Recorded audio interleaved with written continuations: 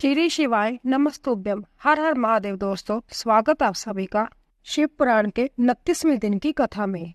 दोस्तों, आज हम वायवी संहिता का उत्तराखंड शुरू कर रहे हैं। ऋषियों के पूछने पर बाजुदेव का श्री कृष्ण और अभिमन्यु के मिलन का प्रसंग सुनाना। श्री कृष्ण को अभिमन्यु से ज्ञान का और भगवान शंकर से पुत्र का लाभ। सूत जी कहते हैं, जो समस्त संसार चक्र के परिभ्रमण में कारण रूप है तथा गौरी के युगल उरोजा में लगे हुए केसर से जिनका वक्ष स्थल अंकित है, उन भगवान उमा वल्लभ शिव को नमस्कार है। अभिमन्यु को भगवान शंकर की कृपा प्रसाद के प्राप्त होने का प्रसंग सुनाकर मध्य काल में नित्य नियम के उद्देश्य से बाजुदेव कथा बंद करके उठ गए। तब नैमिषारण्य निवासी अन्य ऋषि भी अब अमुक बात पूछनी है ऐसा निश्चय करके उठे और प्रतिदिन की बंदी अपना तत्कालिक नित्य कर्म पूरा करके भगवान बाजुदेव को आया देख फिर आकर उनके पास बैठ गए। नियम समाप्त होने पर जब आकाश जन्मा वासुदेव मुनियों की सभा में अपने लिए निश्चित उत्तम आसन पर विराजमान हो गए, सुखपूर्वक बैठ गए, तब वह लोक बंदित पवन देव परमेश्वर की श्री संपन्न विभूति का मन मन चिंतन करके इस प्रकार बोले। मैं उन सर्वज्ञ और अपराजित महान देव भगवान शंकर की शरण लेता हूँ, जिनकी विभूति इस समस्त चराचर जगत के रूप में फैली हुई है। उनकी शुभ वाणी को सुनकर वह निष्पाप ऋषि भगवान की विभूति का विस्तार पूर्वक वर्णन सुनने के लिए यह उत्तम वचन बोले। ऋषियों ने कहा, भगवान, आपने महात्मा अभिमन्यु का चरित्र सुनाया, जिससे यह ज्ञात हुआ कि उन्होंने केवल दूध के लिए तपस्या करके भी परमेश्वर शिव से सब कुछ पा लिया। हमने पहले से ही सुन रखा है कि अन्यायसी महान कर्म करने वाले वासुदेव नंदन भगवान श्री कृष्ण किसी समय दौम्य के बड़े भाई अभिमन्यु से मिले थे और उनकी प्रेरणा से पाशुपत पथ का अनुष्ठान करके उन्होंने परम ज्ञान प्राप्त कर लिया था। अंत आप ये भी बताइए कि भगवान श्री कृष्ण ने परम उत्तम पाशुपत ज्ञान किस प्रकार प्राप्त किया। वासुदेव बोले, अपनी इच्छा से अवतरित होने पर भी सनातन वासुदेव ने मानव शरीर की निंदा सी करते हुए लोक संग्रह के लिए शरीर की शुद्धि की थी। वह पुत्र प्राप्ति के निमित्त तप करने के लिए उन महामुनि के आश्रम पर गए थे, जहाँ बहुत से मुनि अभिमन्यु जी का दर्शन कर रहे थे। भगवान श्री कृष्ण ने भी वहां जाकर उनका दर्शन किया। उनके सारे अंग भस्म से उज्जवल दिखाई देते थे। मस्तक त्रिपुंड से अंकित था, रुद्राक्ष की माला ही उनका आभूषण था। वह जटा मंडल से मंडित थे, शास्त्रों से वेद के बांधते हुए अपने शिष्यभूत महर्षियों से घिरे हुए थे और शिव जी के ध्यान में तत्पर हो शांत भाव से बैठे थे। उन महातेजस्वी अभिमन्यु का दर्शन करके श्री कृष्ण ने उन्हें नमस्कार किया। उस समय उनके संपूर्ण शरीर में रोमांच हो आया। श्री कृष्ण ने बड़े आदर के साथ मुनि की 3 बार परिक्रमा की, फिर अंत्यत प्रसन्नता के साथ मस्तक झुका हाथ जोड़ उनका स्तवन किया। तदनंतर अभिमन्यु से विधि पूर्वक इत्यादि मंत्रों से श्री कृष्ण के शरीर में भस्म लगाकर उसे 12 महीने का साक्षात पाशुपत व्रत करवाया। फिर मुनि ने उन्हें उत्तम ज्ञान प्रदान किया। उसी समय से उत्तम व्रत का पालन करने वाले संपूर्ण दिव्या पाशुपत मुनि और श्री कृष्ण को चारों ओर घेर कर उनके पास बैठे रहने लगे। फिर गुरु की आज्ञा से परम शक्तिमान श्री कृष्ण ने पुत्र के लिए सांबा शिव की आराधना की, उद्देश्य मन में लेकर तपस्या की। उस तपस्या से संतुष्ट हो 1 वर्ष के पश्चात पार्षदों सहित परम ऐश्वर्यशाली परमेश्वर सांब शिव ने उन्हें दर्शन दिया। श्री कृष्ण ने वर देने के लिए प्रकट हुए सुंदर अंग वाले महादेव जी को हाथ जोड़कर प्रणाम किया और उनकी स्तुति भी की। गणों सहित सांबे सदाशिव का स्तवन करके श्री कृष्ण ने अपने लिए एक पुत्र प्राप्त किया। वह पुत्र तपस्या से संतुष्ट चित्त हो साक्षात शिव ने श्री विष्णु को दिया था, जो कि सांबे शिव ने उन्हें अपना पुत्र प्रदान किया। इसीलिए श्री कृष्ण ने जाम्बावती कुमार का नाम सांब ही रखा। इस प्रकार अमृत प्राकर में श्री कृष्ण को महर्षि अभिमन्यु से ज्ञान लाभ और भगवान शंकर से पुत्र लाभ हुआ। इस प्रकार जैसा प्रसंग मैंने पूरा कह सुनाया। जो प्रतिदिन इसे कहता सुनता या सुनाता है, वह भगवान विष्णु का ज्ञान पाकर उन्हीं के साथ आनंदित होता है। ऋषि ने पूछा, पाशुपत ज्ञान क्या है? भगवान शिव पशुपति कैसे हैं और अन्यायसी महान कर्म करने वाले भगवान श्री कृष्ण ने अभिमन्यु से किस प्रकार प्रेषण किया था? वासुदेव, आप साक्षात शंकर के स्वरूप है, इसीलिए जैसा बातें बताइए। तीनों लोकों में आपके समान दूसरा कोई वक्ता इन बातों को बताने में समर्थ नहीं है। सूत जी कहते हैं, उन महर्षियों की यह बात सुनकर वासुदेव ने भगवान शंकर का स्मरण करके इस प्रकार उत्तर देना आरंभ किया। वासुदेव बोले, महर्षियों, पूर्व काल में श्री कृष्ण रूपधारी भगवान विष्णु ने अपने आसन पर बैठे हुए महर्षि अभिमन्यु से उन्हें प्रणाम करके न्याय पूर्वक जो प्रेषण किया। श्री कृष्ण ने कहा, भगवान, महादेव जी ने देवी पार्वती को जिस दिव्य पशुपत ज्ञान तथा अपनी संपूर्ण विभूति का उपदेश दिया था, मैं उसी को सुनना चाहता हूँ। महादेव जी पशुपति कैसे हुए, पशु कौन कहलाते हैं, वह पशु किन पाशों से बांधे जाते हैं और फिर किस प्रकार उनसे मुक्त होते हैं। महात्मा श्री कृष्ण के इस प्रकार पूछने पर श्रीमान अभिमन्यु ने महादेव जी तथा देवी पार्वती को प्रणाम करके उनके प्रेषण के अनुसार उत्तर देना आरंभ किया। अभिमन्यु बोले, देवकी नंदन, ब्रह्मा जी से लेकर स्थावर पर्यंत जो भी संसार के वशवर्ती चराचर प्राणी है, वह सब के सब भगवान शिव के पशु कहलाते हैं और उनके पति होने के कारण देवेश्वर शिव को पशुपति कहा गया है। वह पशुपति अपने पशुओं को मन और माया आदि पाशों से बांधते हैं और भक्ति पूर्वक उनके द्वारा आराधित होने पर वह संभव ही उन्हें उन पाशों से मुक्त करते हैं। जो 24 तत्व है वह माया के कार्य एवं गुण है, वह ही विषय कहलाते हैं। जीवों पशुओं को बांधने वालों पाश वह ही है। इन पाशों द्वारा ब्रह्मा से लेकर कीट पर्यंत समस्त पशुओं को बांधकर महेश्वर पशुपति देव उनसे अपना कार्य कराते हैं। उन महेश्वर की ही आज्ञा से प्रकृति पुरुषोचित बुद्धि को जन्म देती है। बुद्धि अहंकार को प्रकट करती है तथा अहंकार कल्याणदायी देवादिदेव शिव की आज्ञा से 11 इंद्रिय और 5 तन्मात्राओं को उत्पन्न करता है। तन्मात्राएं भी उन्हीं महेश्वर के महान शासन से प्रेरित हो क्रमशः 5 महाभूतों को उत्पन्न करती है। वह सब महाभूत शिव की आज्ञा से ब्रह्मा से लेकर तृण पर्यंत देहधारियों के लिए देह की सृष्टि करते हैं। बुद्धि कर्तव्य का निश्चय करती है और अहंकार अभिमान करता है। चित्त चेतता है और मन संकल्प विकल्प करता है। श्रवण आदि ज्ञान इंद्रियां पृथक पृथक शब्द आदि विषयों को ग्रहण करती है। वह महादेव जी के आज्ञा बल से केवल अपने ही विषय को ग्रहण करती है। बाक आदि कम इंद्रिय कहलाती है और शिव की इच्छा से अपने लिए नियत कर्म ही करती है, दूसरा कुछ नहीं। शब्द आदि जाने जाते हैं और बोलना आदि कर्म किए जाते हैं। इन सब के लिए भगवान शंकर की गुरुतर आज्ञा का उल्लंघन करना असंभव है। परमेश्वर शिव के शासन से ही आकाश सर्वव्यापी होकर समस्त प्राणियों को अवकाश प्रदान करता है। बाजू तत्व प्राण आदि नाम वेदों द्वारा बाहर भीतर के संपूर्ण जगत को धारण करता है। अग्नि तत्व देवताओं के लिए हव्य और काव्य बोझी पितरों के लिए काव्य पहुंचाता है। साथ ही मनुष्य के लिए पाक आदि का भी कार्य करता है। जल सबको जीवन देता है और पृथ्वी संपूर्ण जगत को सदा धारण किए रहती है। शिव की आज्ञा संपूर्ण देवताओं के लिए अलंघनीय है। उसी से प्रेरित होकर देवराज इंद्र देवताओं का पालन, दैत्यों का दमन और तीनों लोगों का संरक्षण करते हैं। वरुण देव सदा जल तत्व के पालन और संरक्षण का कार्य संभालते हैं। साथ ही दंडनीय प्राणियों को अपने पाशों द्वारा बांध लेते हैं। धन के स्वामी यक्षराज कुबेर प्राणियों को उनके पुण्य के अनुरूप सदा धन देते हैं और उत्तम बुद्धि वाले पुरुषों को संपत्ति के साथ ज्ञान भी प्रदान करते हैं। ईश्वर असाधु पुरुषों का निग्रह करते हैं तथा शेष शिव की आज्ञा से अपने मस्तक पर पृथ्वी को धारण करते हैं। उन शेष को श्री हरि की तामसी रौद्र मूर्ति कहा गया है, जो जगत का प्रलय करने वाली है। ब्रह्मा जी शिव की ही आज्ञा से संपूर्ण जगत की सृष्टि करते हैं तथा अपनी अन्य मूर्तियों द्वारा पालन और संहार कार्य भी करते हैं। भगवान विष्णु अपनी त्रिविध मूर्तियों द्वारा विश्व का पालन, सर्जन और संहार भी करते हैं। विश्वात्मा भगवान हर भी 3 रूपों में विभक्त हो संपूर्ण जगत का संहार, सृष्टि और रक्षा करते हैं। काल सबको उत्पन्न करता है, वही प्रजा की सृष्टि करता है तथा वही विश्व का पालन करता है। यह सब वह महाकाल की आज्ञा से प्रेरित होकर ही करता है। भगवान सूर्य उन्हीं की आज्ञा से अपने 3 अंशों द्वारा जगत का पालन करते, अपनी किरणों द्वारा वृष्टि के लिए आदेश देते और संभव ही आकाश में मेघ बनकर बरसते हैं। चंद्रभूषण शिव का शासन मानकर ही चंद्रमा अशोध्यों का पोषण और प्राणियों को आह्लादित करते हैं। साथ ही देवताओं को अपनी अमृतमयी कलाओं का पान करने देते हैं। आदित्य, वसु, रुद्र, अश्विनी कुमार, मरुदगण, आकाशचारी, ऋषि, सिद्ध, नागर गण, मनुष्य, मृग, पशु, पक्षी, कीट आदि स्थावर प्राणी, नदियां, समुद्र, पर्वत, वन, सरोवर, अंगों सहित वेद, शास्त्र, मंत्र, वैदिक स्त्रोत और जग आदि, काला अग्नि लेकर शिव पर्यंत भुवन, उनके अधिपति, असंख्य ब्राह्मण, उनके आवरण, वर्तमान, भूत और भविष्य, दिशा, दिशाएं, कला आदि काल के भिन्न भिन्न वेद तथा जो कुछ भी इस जगत में देखा और सुना जाता है वह सब भगवान शंकर की आज्ञा के बल से ही टिका हुआ है। उनकी आज्ञा के ही बल से जहाँ पृथ्वी, पर्वत, मेघ, समुद्र, नक्षत्रगण, इंद्र आदि देवता, स्थावर, जंगम अथवा जड़ और चेतन सबकी स्थिति है।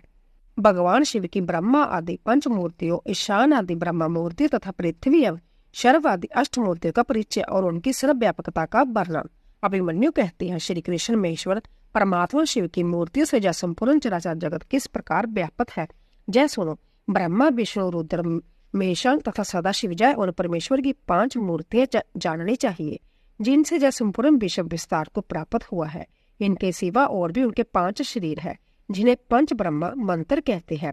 इस जगत में कोई भी ऐसी वस्तु नहीं है जो उन मूर्तियों से व्याप्त ना हो। ईशान पुरुष, अघोर, वामदेव और सदजात जय महादेव जी के विखायत 5 ब्रह्मा मूर्तियां हैं। इनमें जो ईशान नामक उनकी आदि श्रेष्ठतम मूर्ति है, वह प्रकृति के साक्षात भोक्ता क्षेत्र को व्याप्त करके स्थित है।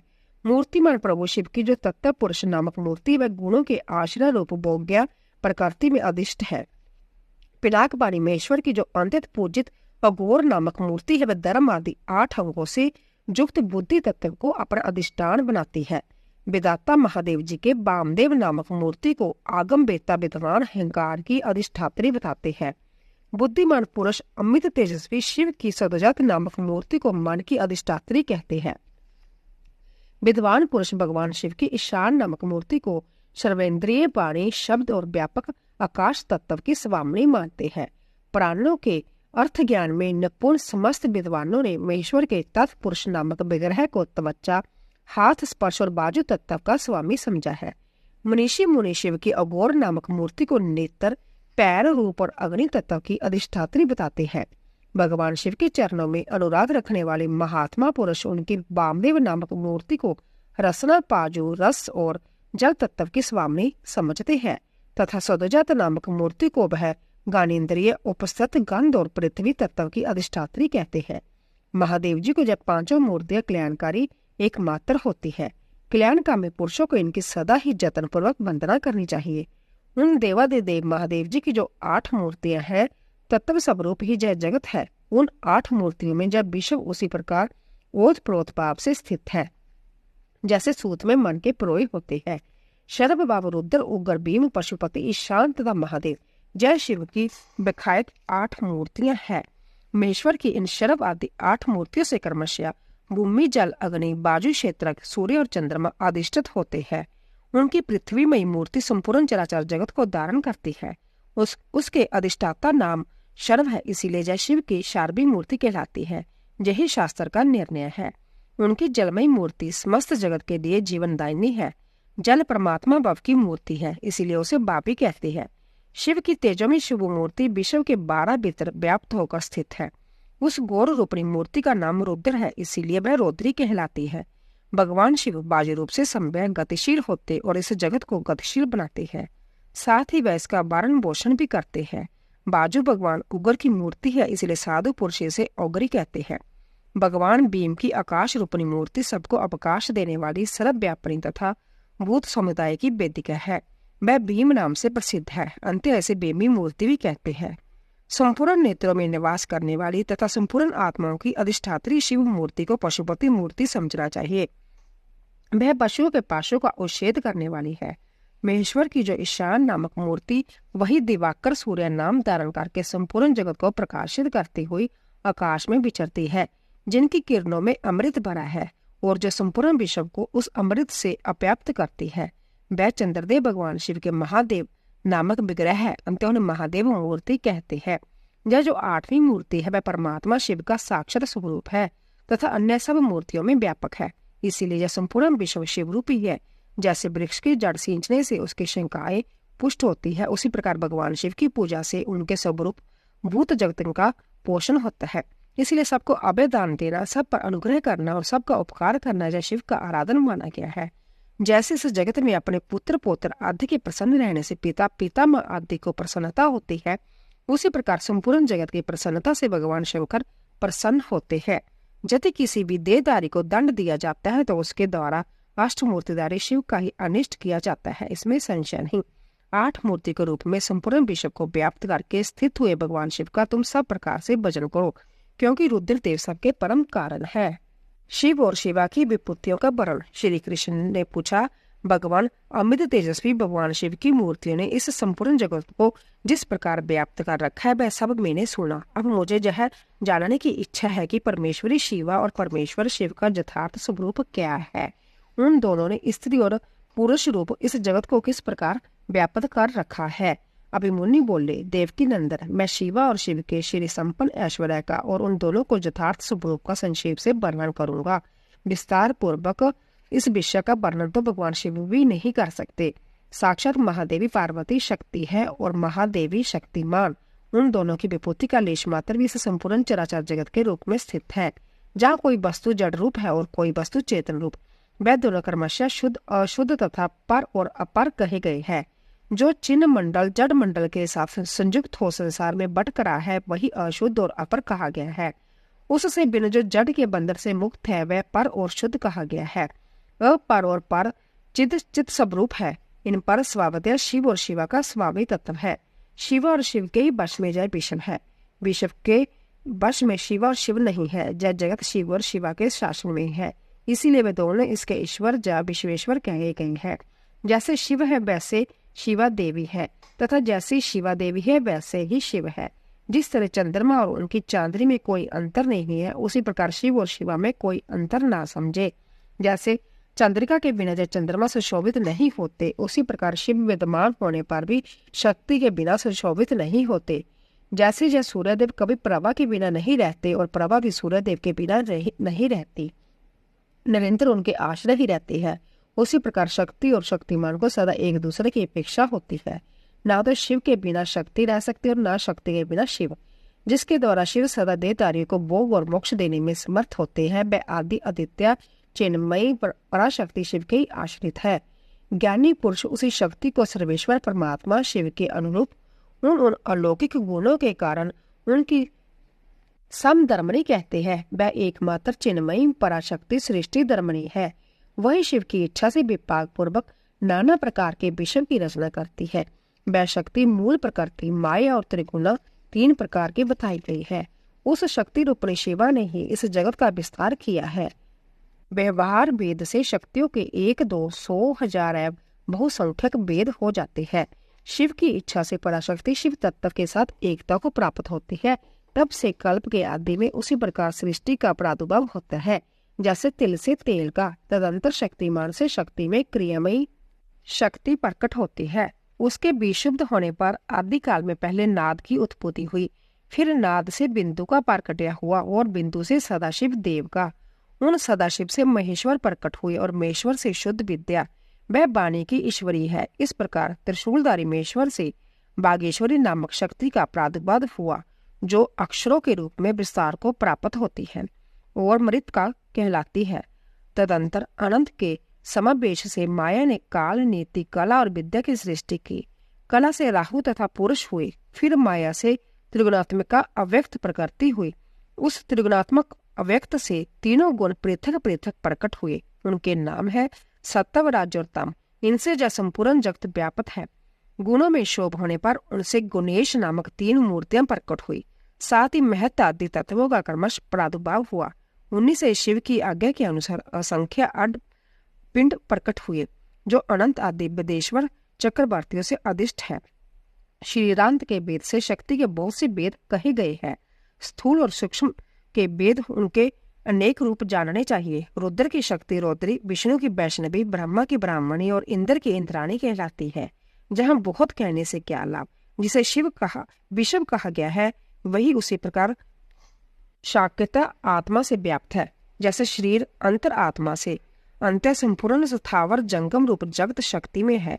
जय पराशक्ति परमात्मा शिव की कला कही गई है। इस तरह जय पराशक्ति ईश्वर की इच्छा अनुसार चलकर चराचर जगत की सृष्टि करती है।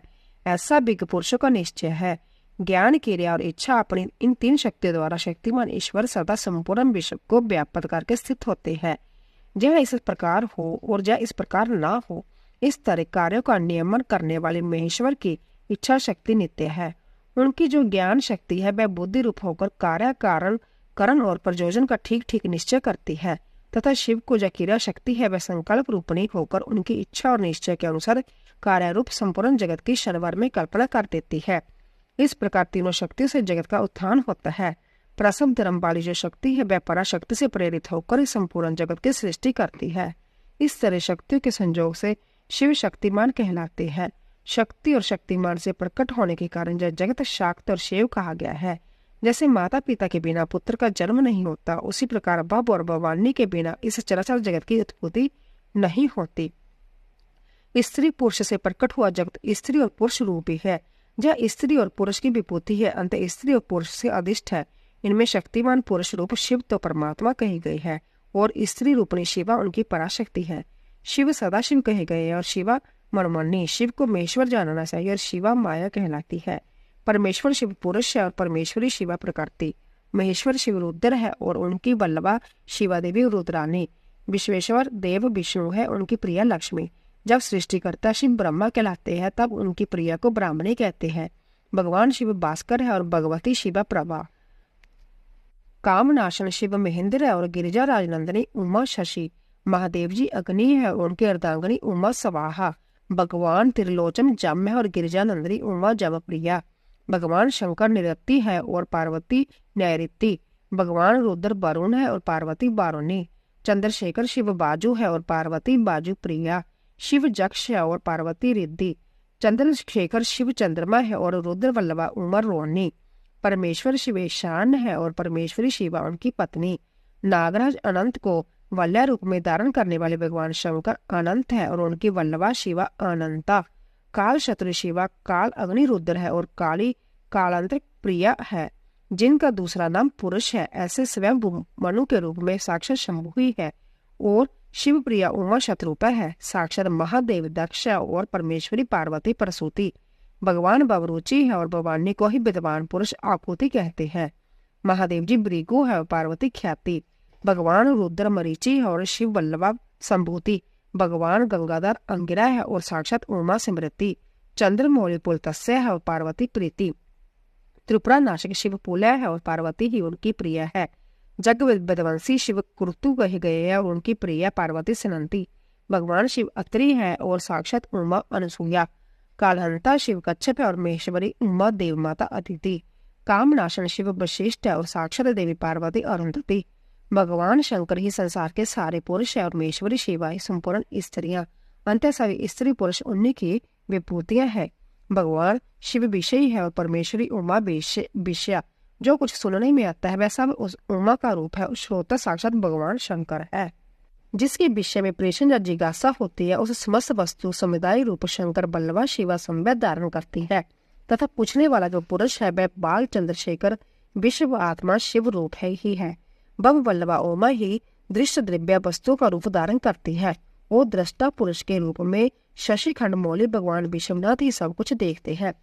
संपूर्ण रस की राशि महादेवी और उस रस का अस्वादन करने वाले मंगलमय महादेव। प्रेम समूह पार्वती और प्रियतम विश्वभोजी शिव है।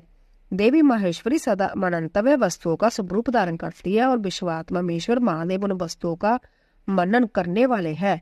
भव वल्लभा पार्वती जानने योग्य वस्तु का स्वरूप धारण करती है और शिशु शशि शेखर भगवान महादेव ही उन वस्तुओं की ज्ञाता है।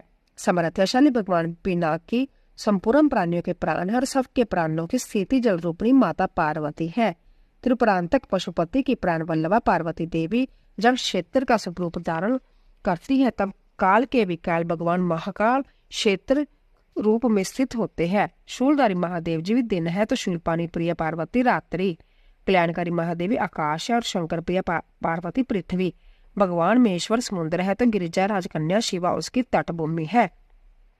वृषभ ध्वज महादेव वृक्ष है तो विषभ प्रिया उमा उस पर फैलने वाली लता है। भगवान त्रिपुरानाशक महादेव संपूर्ण पुलिंग रूप को संवेद धारण करते हैं और महादेव मनोरमा देवी शिवा सारा स्त्री लिंग रूप धारण करती है। शिव वल्लभा शिवा समस्त शब्द जाल का रूप धारण करती है और बालदेश शेखर शिव संपूर्ण अर्थ का।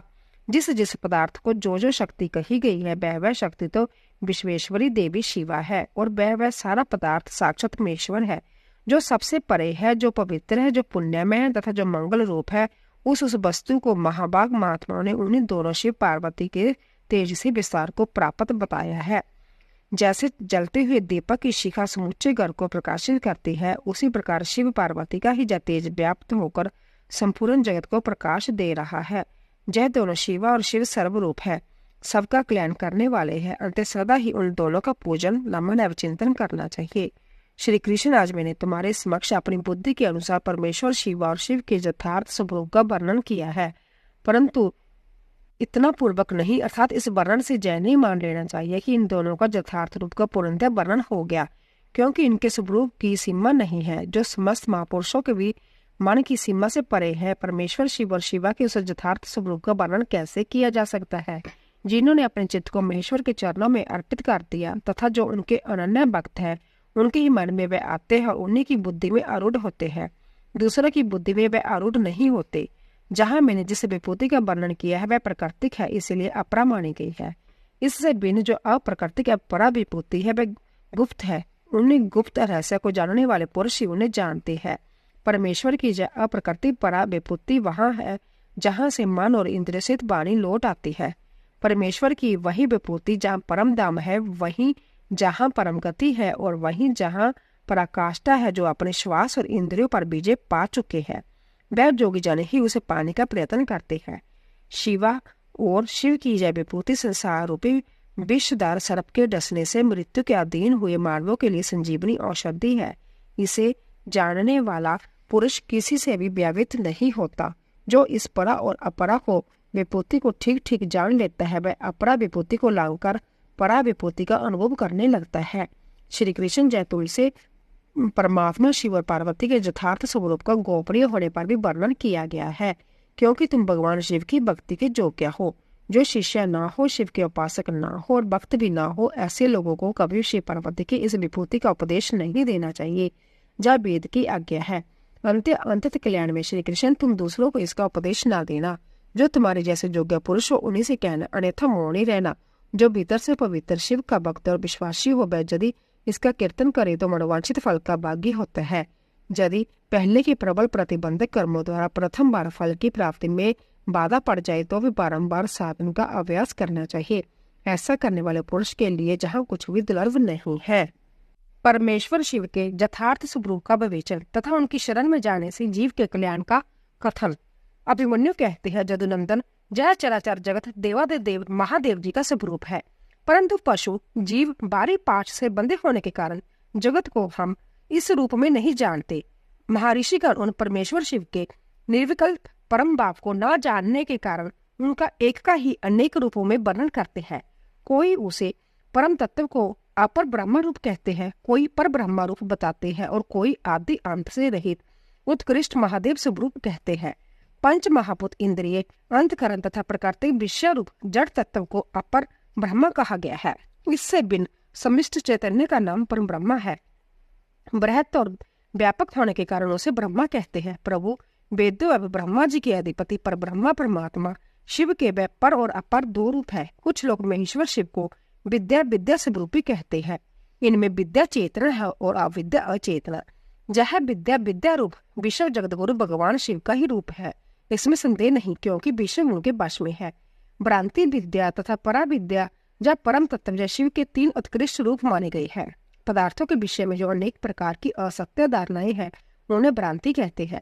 यथार्थ धारणा जब ज्ञान का नाम विद्या है तथा जो विकल्प रहित परम ज्ञान है उसे परम तत्व कहते हैं। परम तत्व ही सत्य है, इससे विपरीत असत्य कहा गया है। सत्य और असत्य दोनों का पति होने के कारण शिव सत्य सपति कहलाते हैं। अन्य महर्षियों ने शर, अक्षर और इन दोनों से परे परम तत्व का प्रतिपादन किया है। संपूर्ण भूत शर है और जीवात्मा अक्षर कहलाता है। वह दोनों परमेश्वर के रूप है, क्योंकि उन्हीं के अधीन है। शांत स्वरूप शिव उन दोनों से परे है, इसीलिए शराशर पर कहे गए हैं। कुछ महर्षि परम कारण रूप शिव को समृष्टि, व्यष्टि स्वरूप तथा समिष्टि और व्यष्टि का कारण कहते हैं। अव्यक्त को समष्टि कहते हैं और व्यक्त को व्यष्टि। वह दोनों परमेश्वर शिव के रूप है, क्योंकि उन्हीं की इच्छा से प्रवृत्त होते हैं। उन दोनों के कारण रूप से स्थित भगवान शिव परम कारण है। अंत्य कारण अर्थवेत्ता ज्ञानी पुरुष उन्हें समष्टि व्यष्टि का कारण बताते हैं।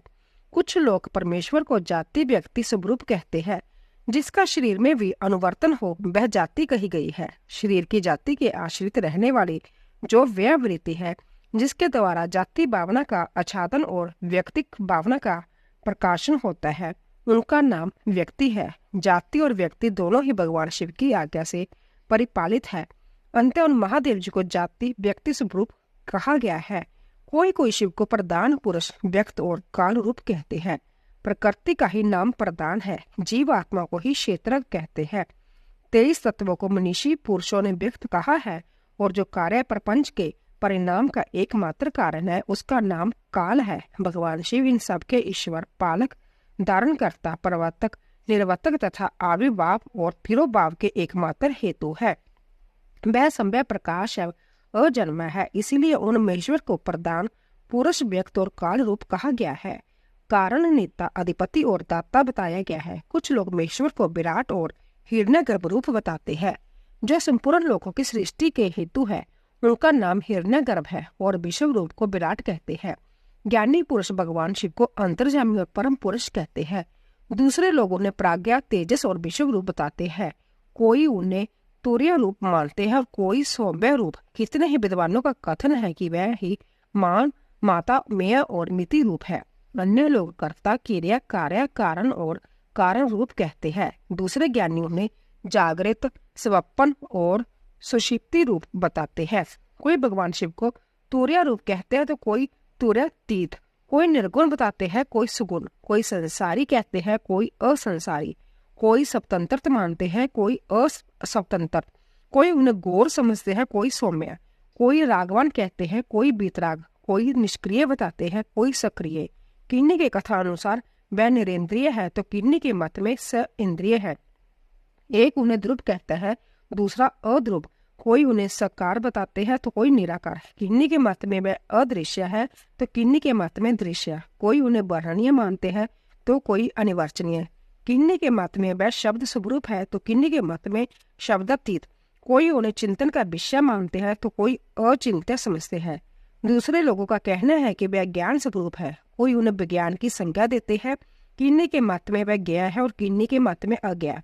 कोई उन्हें पर बताता है, कोई अपर। इस तरह उनके विषय में नाना प्रकार की कल्पनाएं होती है।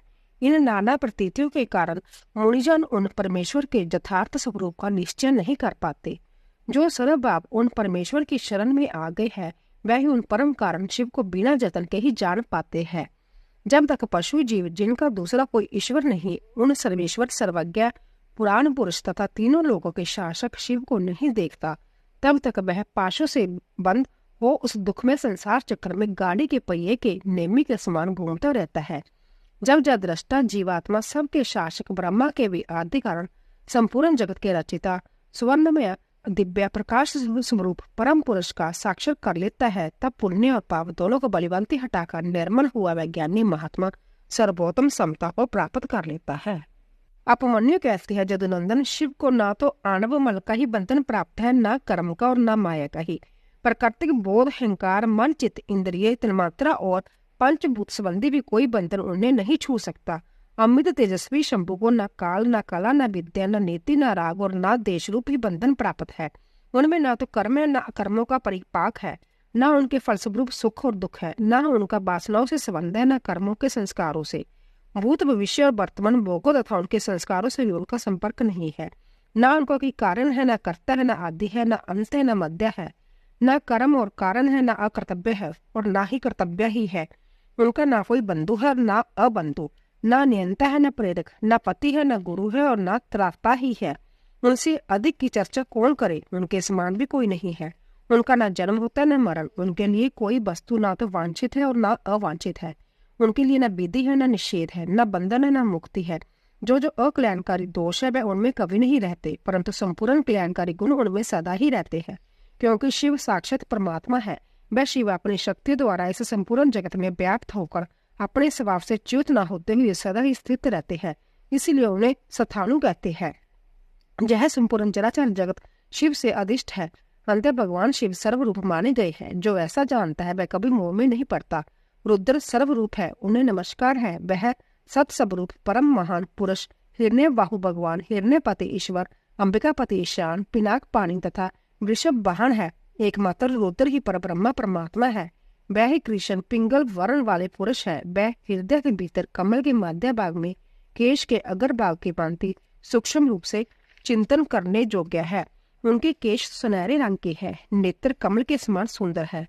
अंग कांति अरुण और तामर वर्ण की है। वह सुवर्ण में नीलकंठ देव सदा विचरते हैं। उन्हें सौम्य, गौर, मिश्र, अक्षर, अमृत और अवयव कहा गया है।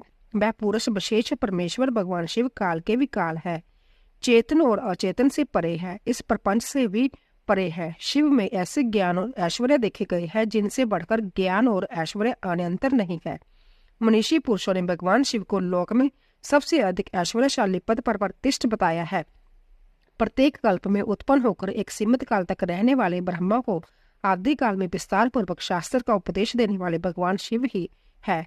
एक सीमित काल तक रहने वाले गुरुओं के भी वह गुरु है। वह सर्वेश्वर सदा सभी के गुरु है। काल की सीमा उन्हें छू नहीं सकती। उनकी शुद्ध स्वाभाविक शक्ति सबसे बढ़कर है। उन्हें अनुपम ज्ञान और नित्य अक्षय शरीर प्राप्त है। उनके ऐश्वर्य की कहीं तुलना नहीं है। उनका सुख अक्षय और बैल अनंत है। उनमें असीम तेज, प्रभाव, पराक्रम, क्षमा और करुणा बड़ी है। वह नित्य परिपूर्ण, उनमें सृष्टि आदि से अपने लिए कोई प्रयोजन नहीं है। दूसरों पर परम अनुग्रह ही उनके समस्त कर्मों का फल है। प्रणव उन परमात्मा शिव का वाचक है। शिव, रुद्र आदि नामों में प्रणव ही सबसे उत्कृष्ट माना गया है। प्रणव वाच्य शंभु के चिंतन और जप से जो सिद्धि प्राप्त होती है वही परा सिद्धि है, इसमें संशय नहीं। इसलिए शास्त्रों के पारंगत मनस्वी विद्वान वाच्य और वाचक की एकता स्वीकार करते हुए महादेव जी को प्रणव रूप कहते हैं। मांडुक्य उपनिषद में प्रणव की 4 मात्राएं बताई गई है: अकार, ओकार, मकार और नाद। अकार को ऋग्वेद कहते हैं, ओकार को यजुर्वेद कहा जाता है, मकार सामवेद है और नाद अथर्ववेद की श्रुति है। अकार महाबीज है, वह रजोगुण तथा सृष्टिकर्ता ब्रह्मा है। ओकार प्रकृति रूपा जोनी है, वह सत्वगुण तथा पालनकर्ता श्री हरि है। मकार जीव आत्मा व बीज है, वह तमोगुण तथा सारकर्ता रुद्र है। नाद परम पुरुष परमेश्वर है, वह निर्गुण एवं निष्क्रिय शिव है। इस प्रकार प्रणव अपनी 3 मात्राओं के द्वारा ही 3 रूप में इस जगत का प्रतिपादन करके अपनी नाद के द्वारा शिव स्वरूप का बोध कराता है, जिनसे श्रेष्ठ दूसरा कुछ भी नहीं, जिनसे बढ़कर कोई ना तो अधिक सूक्ष्म और ना ही महान ही है, तथा जो अकेले ही वृक्ष की भांति निश्चल भाव से प्रकाश में आकाश में स्थित है, उन परम पुरुष परमेश्वर शिव से जैसे संपूर्ण जगत परिपूर्ण है। शिव की सेवा भक्ति तथा 5 प्रकार के शिव धर्म का वर्णन। अभिमन्यु कहते हैं, परमेश्वर शिव की स्वाभाविक शक्ति विद्या है, जो सबसे विलक्षण है। वह एक होकर भी अनेक रूप से वासित होती है, जैसे सूर्य की प्रभा एक होकर भी अनेक रूप में प्रकाशित होती है। उस विद्या शक्ति से इच्छा, ज्ञान, क्रिया और माया आदि अनेक शक्तियां उत्पन्न हुई है। ठीक उसी तरह जैसे अग्नि से बहुत सी चिंगारियां प्रकट होती है, उसी से सदाशिव और ईश्वर आदि तथा विद्या और विदेश्वर आदि पुरुष भी प्रकट हुए हैं। परमात्मा प्रकृति भी उसी से उत्पन्न हुई है। महत्व से लेकर विशेष पर्यंत सारे विकार, अज ब्रह्मा आदि मूर्तियां भी उसी से प्रकट हुई है। इनके सिवा जो अन्य वस्तुएं हैं वह सब भी उसी शक्ति के कार्य है, इसमें संशय नहीं। वह शक्ति सर्वव्यापी, सूक्ष्म तथा ज्ञानानंद रूपणी है। उसी से शीतांशु भूषण भगवान शिव शक्तिमान कहलाते हैं। शक्तिमान शिव वैद है और शक्ति रूपणी शिवा विद्या है। वह शक्ति रूपा शिवा ही प्रज्ञा, श्रुति, स्मृति, धृति, स्थिति, निष्ठा, ज्ञान शक्ति, इच्छा शक्ति, कर्म शक्ति, आज्ञा शक्ति, परम ब्रह्म, परा और अपरा नाम की 2 विद्याएं शुद्ध विद्या और शुद्ध कला है, क्योंकि सब कुल कुछ शक्ति का ही कार्य है। माया, प्रकृति, जीव, विकार, विकृति, असत और सत आदि जो कुछ भी उपलब्ध होता है वह सब उस शक्ति से ही व्याप्त है। वह शक्ति रूपणी शिवा देवी माया द्वारा समस्त चराचर ब्राह्मण को अलाइस ही मोह में डाल देती है और लीला पूर्वकों से मोह के बंधन से मुक्त भी कर देती है। इस शक्ति के 27 प्रकार है। 27 प्रकार वाली इस शक्ति के साथ सर्वेश्वर शिव संपूर्ण विश्व को व्याप्त करके स्थित है। इन्हीं के चरणों में मुक्ति विराजती है। पूर्व काल की बात है, संसार बंधन से छूटने की इच्छा वाले कुछ ब्रह्मवादी मुनियों के मन में जय संशय हुआ। वह परस्पर मिलकर यथार्थ रूप से विचार करने लगे, इस जगत का कारण क्या है, हम किससे उत्पन्न हुए हैं और किससे जीवन धारण करते हैं, हमारी प्रतिष्ठा क्या है, हमारा अधिष्ठाता कौन है, हम किसके सहयोग से सदा सुख में और दुख में रहते हैं, किसने इस विश्व की अलंघनीय व्यवस्था की है। यदि कहे काल, स्वभाव, नियति, निश्चल फल और देने वाला कर्म और आकस्मिक घटना इसमें कारण हो तो यह कथन युक्ति संगत नहीं जान पड़ता। 5 महाभूत तथा जीव आत्मा भी कारण नहीं, इन सबका संयोग तथा अन्य कोई भी कारण नहीं, क्योंकि जब काल आदि अचेतन है, जीवात्मा के चेतन होने पर भी वह सुख दुख से अभिभूत तथा असमर्थ होने से इस जगत का कारण नहीं हो सकता। अंदर कौन कारण है, इसका विचार करना चाहिए। इस प्रकार आपस में विचार करने पर जब युक्ति द्वारा किसी निर्णय तक न पहुंच सके तब उन्होंने ध्यान योग में स्थित होकर परमेश्वर की स्वरूपभूता अचिंत्य शक्ति का साक्षात किया, जो अपने ही गुणों से सत्व, राज और तम से ढकी है तथा उन तीनों गुणों से परे है। परमेश्वर की वह साक्षात शक्ति समस्त पाशों का विच्छेद करने वाली है।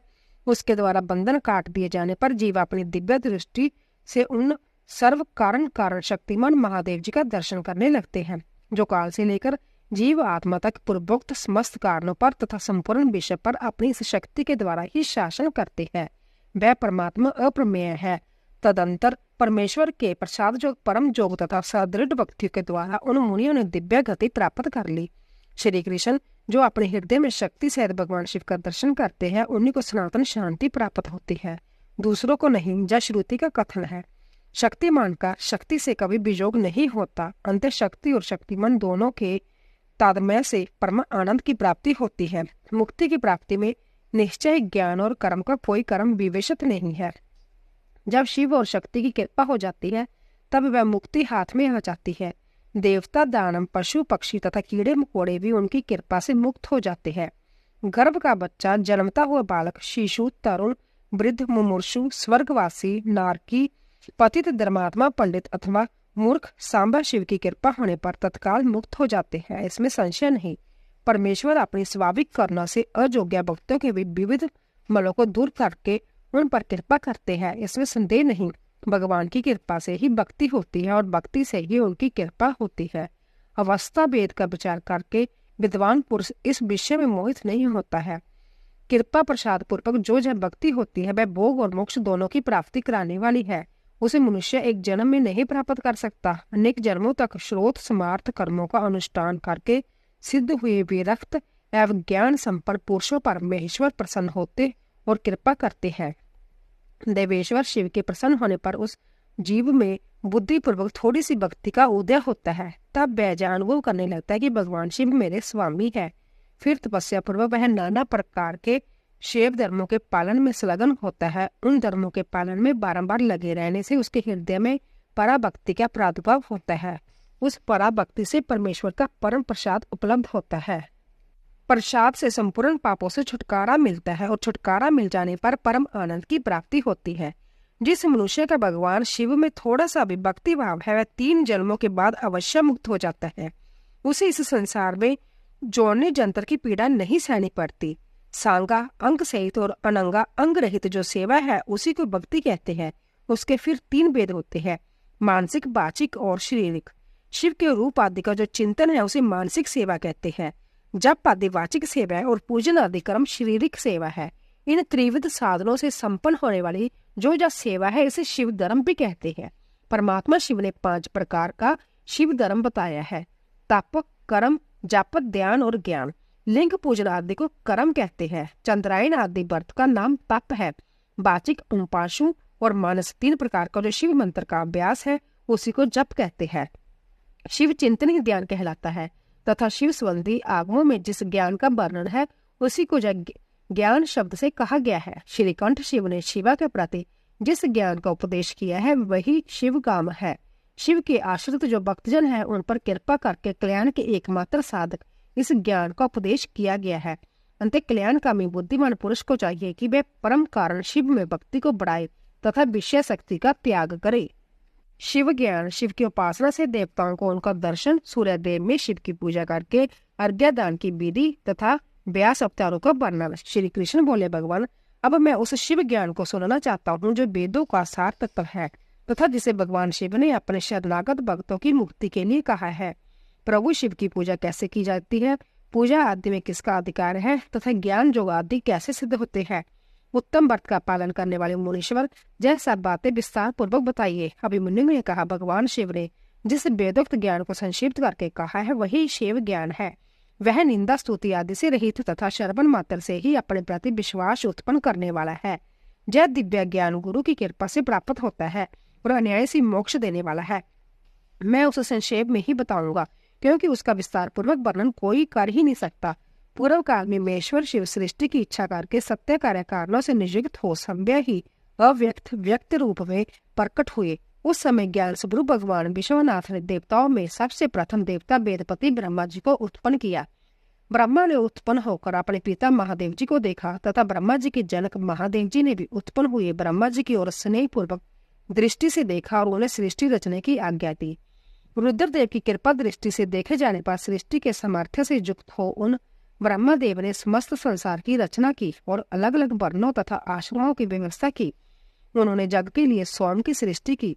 सोम से दूलोक का प्रादुर्भाव हुआ। फिर पृथ्वी, अग्नि, सूर्य, जगमेय, विष्णु और शशिपति इंद्र प्रकट हुए। वह सब तथा अन्य देवता रुद्र अध्याय पढ़कर रुद्रदेव की स्तुति करने लगे। तब भगवान महेश्वर अपनी लीला प्रकट करने के लिए उन सबका ज्ञान हरकर प्रसन्न मुख से उन देवताओं के आगे खड़े हो गए। तब देवताओं ने मोहित होकर उनसे पूछा, आप कौन हैं? भगवान रुद्र बोले, श्रेष्ठ देवताओं, सबसे पहले मैं ही था, इस समय भी स्वतंत्र मैं ही हूँ और भविष्य में भी मैं ही रहूंगा। मेरे सिवा दूसरा कोई नहीं है। मैं भी अपने तेज से संपूर्ण जगत को तृप्त करता हूँ। मुझसे अधिक और मेरे समान कोई नहीं है। जो मुझे जानता है वह मुक्त हो जाता है। ऐसा कहकर भगवान रुद्र वही अंतर्धान हो गए।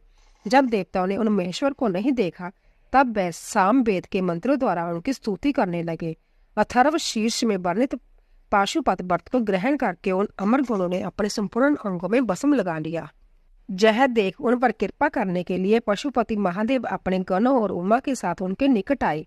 प्राणायाम के द्वारा श्वास को जीतकर निंद्रा रहित एवं निष्पाप एवं जोगीजन अपने हृदय में जिनका दर्शन करते हैं, उन्हीं महादेव को उन देवेश्वरों ने वहां देखा जिन्हें ईश्वर की इच्छा का अनुसरण करने वाली पराशक्ति कहते हैं। उन बामलोचना भवानी को भी उन्होंने वामदेव महेश्वर के वाम भाग में विराजमान देखा, जो संसार को त्याग कर शिव के परम पद को प्राप्त हो चुके हैं तथा जो नित्य सिद्ध है। उन गणेश्वरों का भी देवताओं ने दर्शन किया। फिर देवता महेश्वर संबंधी वैदिक और पुराणिक दिव्य स्त्रोतों द्वारा देवी सहित महेश्वर की स्तुति करने लगे। तब वृषभध्वज महादेव जी भी उन देवताओं की ओर कृपा पूर्वक देखकर अंततः प्रसन्न हो सबत्या मधुर वाणी में बोले, मैं तुम लोगों पर बहुत संतुष्ट हूँ। उन प्रार्थनीय एवं पूज्यतम भगवान वृषभध्वज को अंततः प्रसन्नचित जान देवताओं ने प्रणाम करके आदर पूर्वक उनसे कहा। देवता बोले, भगवान, इस बोतल पर किस मार्ग से आपकी पूजा होनी चाहिए और उस पूजा में किसका अधिकार है, जब ठीक ठीक बताने की कृपा करे। तब देवेश्वर शिव ने देवी की ओर मुस्कुराते हुए देखा और अपने परम गौर सूर्यमय स्वरूप को दिखाया। उनका वह स्वरूप संपूर्ण ऐश्वर्य गुणों से संपन्न तथा सर्व तेजोमय, सब उत्कृष्ट तथा शक्तियों से मूर्ति, अंगों, ग्रह और देवताओं से घिरा हुआ था। उसकी 8 भुजाएं और 4 मुख थे। उसका आधा भाग नारी के रूप में था। उस अवैधुत आकृति वाले आश्चर्यजनक स्वरूप को देखते ही सब देवता जब जान गए कि सूर्यदेव, पार्वती देवी, चंद्रमा, आकाश, बाजू, तेज जल, पृथ्वी तथा शेष पदार्थ भी शिव के ही स्वरूप है। संपूर्ण चराचर जगत शिव में ही है। परस्पर ऐसा कहकर उन्होंने भगवान सूर्य को आज्ञा दी और नमस्कार किया। आज्ञा देते समय वह इस प्रकार बोले, जिनका वर्ण सिंदूर के समान और मंडल सुंदर है, जो सुवर्ण के समान कांतिमान आभूषणों से विभूषित है, जिनके नेत्र कमल के समान है, जिनके हाथ में भी कमल है, जो ब्रह्मा, इंद्र और नारायण के भी कारण है, उन भगवान को नमस्कार है। यूं कह उत्तम रत्न से पूर्ण सुवर्ण कुमकुम कुश और पुष्प से युक्त जल सोने के पात्रों में लेकर उन देवेश्वर को आज्ञा दे और कहे, भगवान, आप प्रसन्न हो, आप सबके आदि कारण है, आप ही रुद्र, विष्णु, ब्रह्मा और सूर्य रूप है। गणों से आप शांत शिव को नमस्कार है, जो एकाग्रचित्त हो सूर्यमंडल में शिव का पूजन करके प्रांतीय काल, मध्य काल और सायं काल में उनके लिए उत्तम आज्ञा देता है, प्रणाम करता है और इन श्रवण सुखद श्लोकों को पढ़ता है, उसके लिए कुछ भी दुर्लभ नहीं है। यदि वह भक्त है तो अवश्य ही मुक्त हो जाता है। इसीलिए प्रतिदिन शिव रूपी सूर्य का पूजन करना चाहिए। धर्म, अर्थ, काम और मोक्ष के लिए मन, वाणी तथा क्रिया द्वारा उनकी आराधना करनी चाहिए। फिर मंडल में विराजमान महेश्वर देवताओं की ओर देखकर उन्हें संपूर्ण शास्त्रों में श्रेष्ठ शिव शास्त्र देकर वही अंतर्धान हो गए। उस शास्त्र में शिव पूजा का अधिकार ब्राह्मण, क्षत्रिय और वैश्यों को दिया गया। यह जानकर देवेश्वर शिव को प्रणाम करके देवता जैसे आए थे वैसे चले गए। तदंतर दीर्घ काल के पश्चात जब वह शास्त्र लुप्त हो गया, तब भगवान शंकर के आंक में बैठी हुई महेश्वरी शिवा ने पतिदेव से उसके विषय में पूछा। तब देवी से प्रेरित हो चंद्रभूषण महादेव ने वेदों का सार निकालकर संपूर्ण आगमों में श्रेष्ठ शास्त्र का उपदेश किया। फिर उन परमेश्वर की आज्ञा से मैंने गुरुदेव अगस्त्य ने और महर्षि दधीचि ने भी लोक में उस शास्त्र का प्रचार किया। शूलपाणी महादेव संभ्या भी जुग जुगों में बोतल पर अवतार ले अपने आश्रित जनों की मुक्ति के लिए ज्ञान का प्रसार करते हैं। सत्य, बार्क, अंगिरा, सविता, मृत्यु, इंद्र, मुनिवर, वशिष्ठ, सारस्वत, त्रिदामा, मुनिश्रेष्ठ, त्रिवर्त, शततेजा, साक्षात धर्म, स्वरूपन, नारायण, बुद्धिमान, आरण्य, कृतिंजय, वरदराज, श्रेष्ठ विद्वान, गौतम, पाच्य, श्रवा मुनि, पवित्र, सूक्ष्म जाने, त्रिन बिंदु मुनि, कृष्ण शक्ति, पाराशर, उत्तर, जातुकर्ण और साक्षात नारायण स्वरूप, कृष्ण दप्यान मुनि, ये सब व्यास अवतार है। अब क्रमशः कल्प जोगेश्वरों का वर्णन सुनो। लिंग पुराण में द्वापर के अंत में होने वाले उत्तम व्रतधारी व्यास अवतार तथा जोग आचार्य अवतारों का वर्णन है। भगवान शिव के शिष्यों से भी जो प्रसिद्ध है उनका वर्णन है। उन अवतारों में भगवान के मुख्य रूप से 4 महातेजस्वी शिष्य होते हैं, फिर उनके सैकड़ों हजारों शिष्य पर शिष्य हो जाते हैं। लोक में उनके उपदेश के अनुसार भगवान शिव की आज्ञा पालन करने आदि के द्वारा भक्ति से अंतत भावित हो भाग्यवान पुरुष मुक्त हो जाते हैं।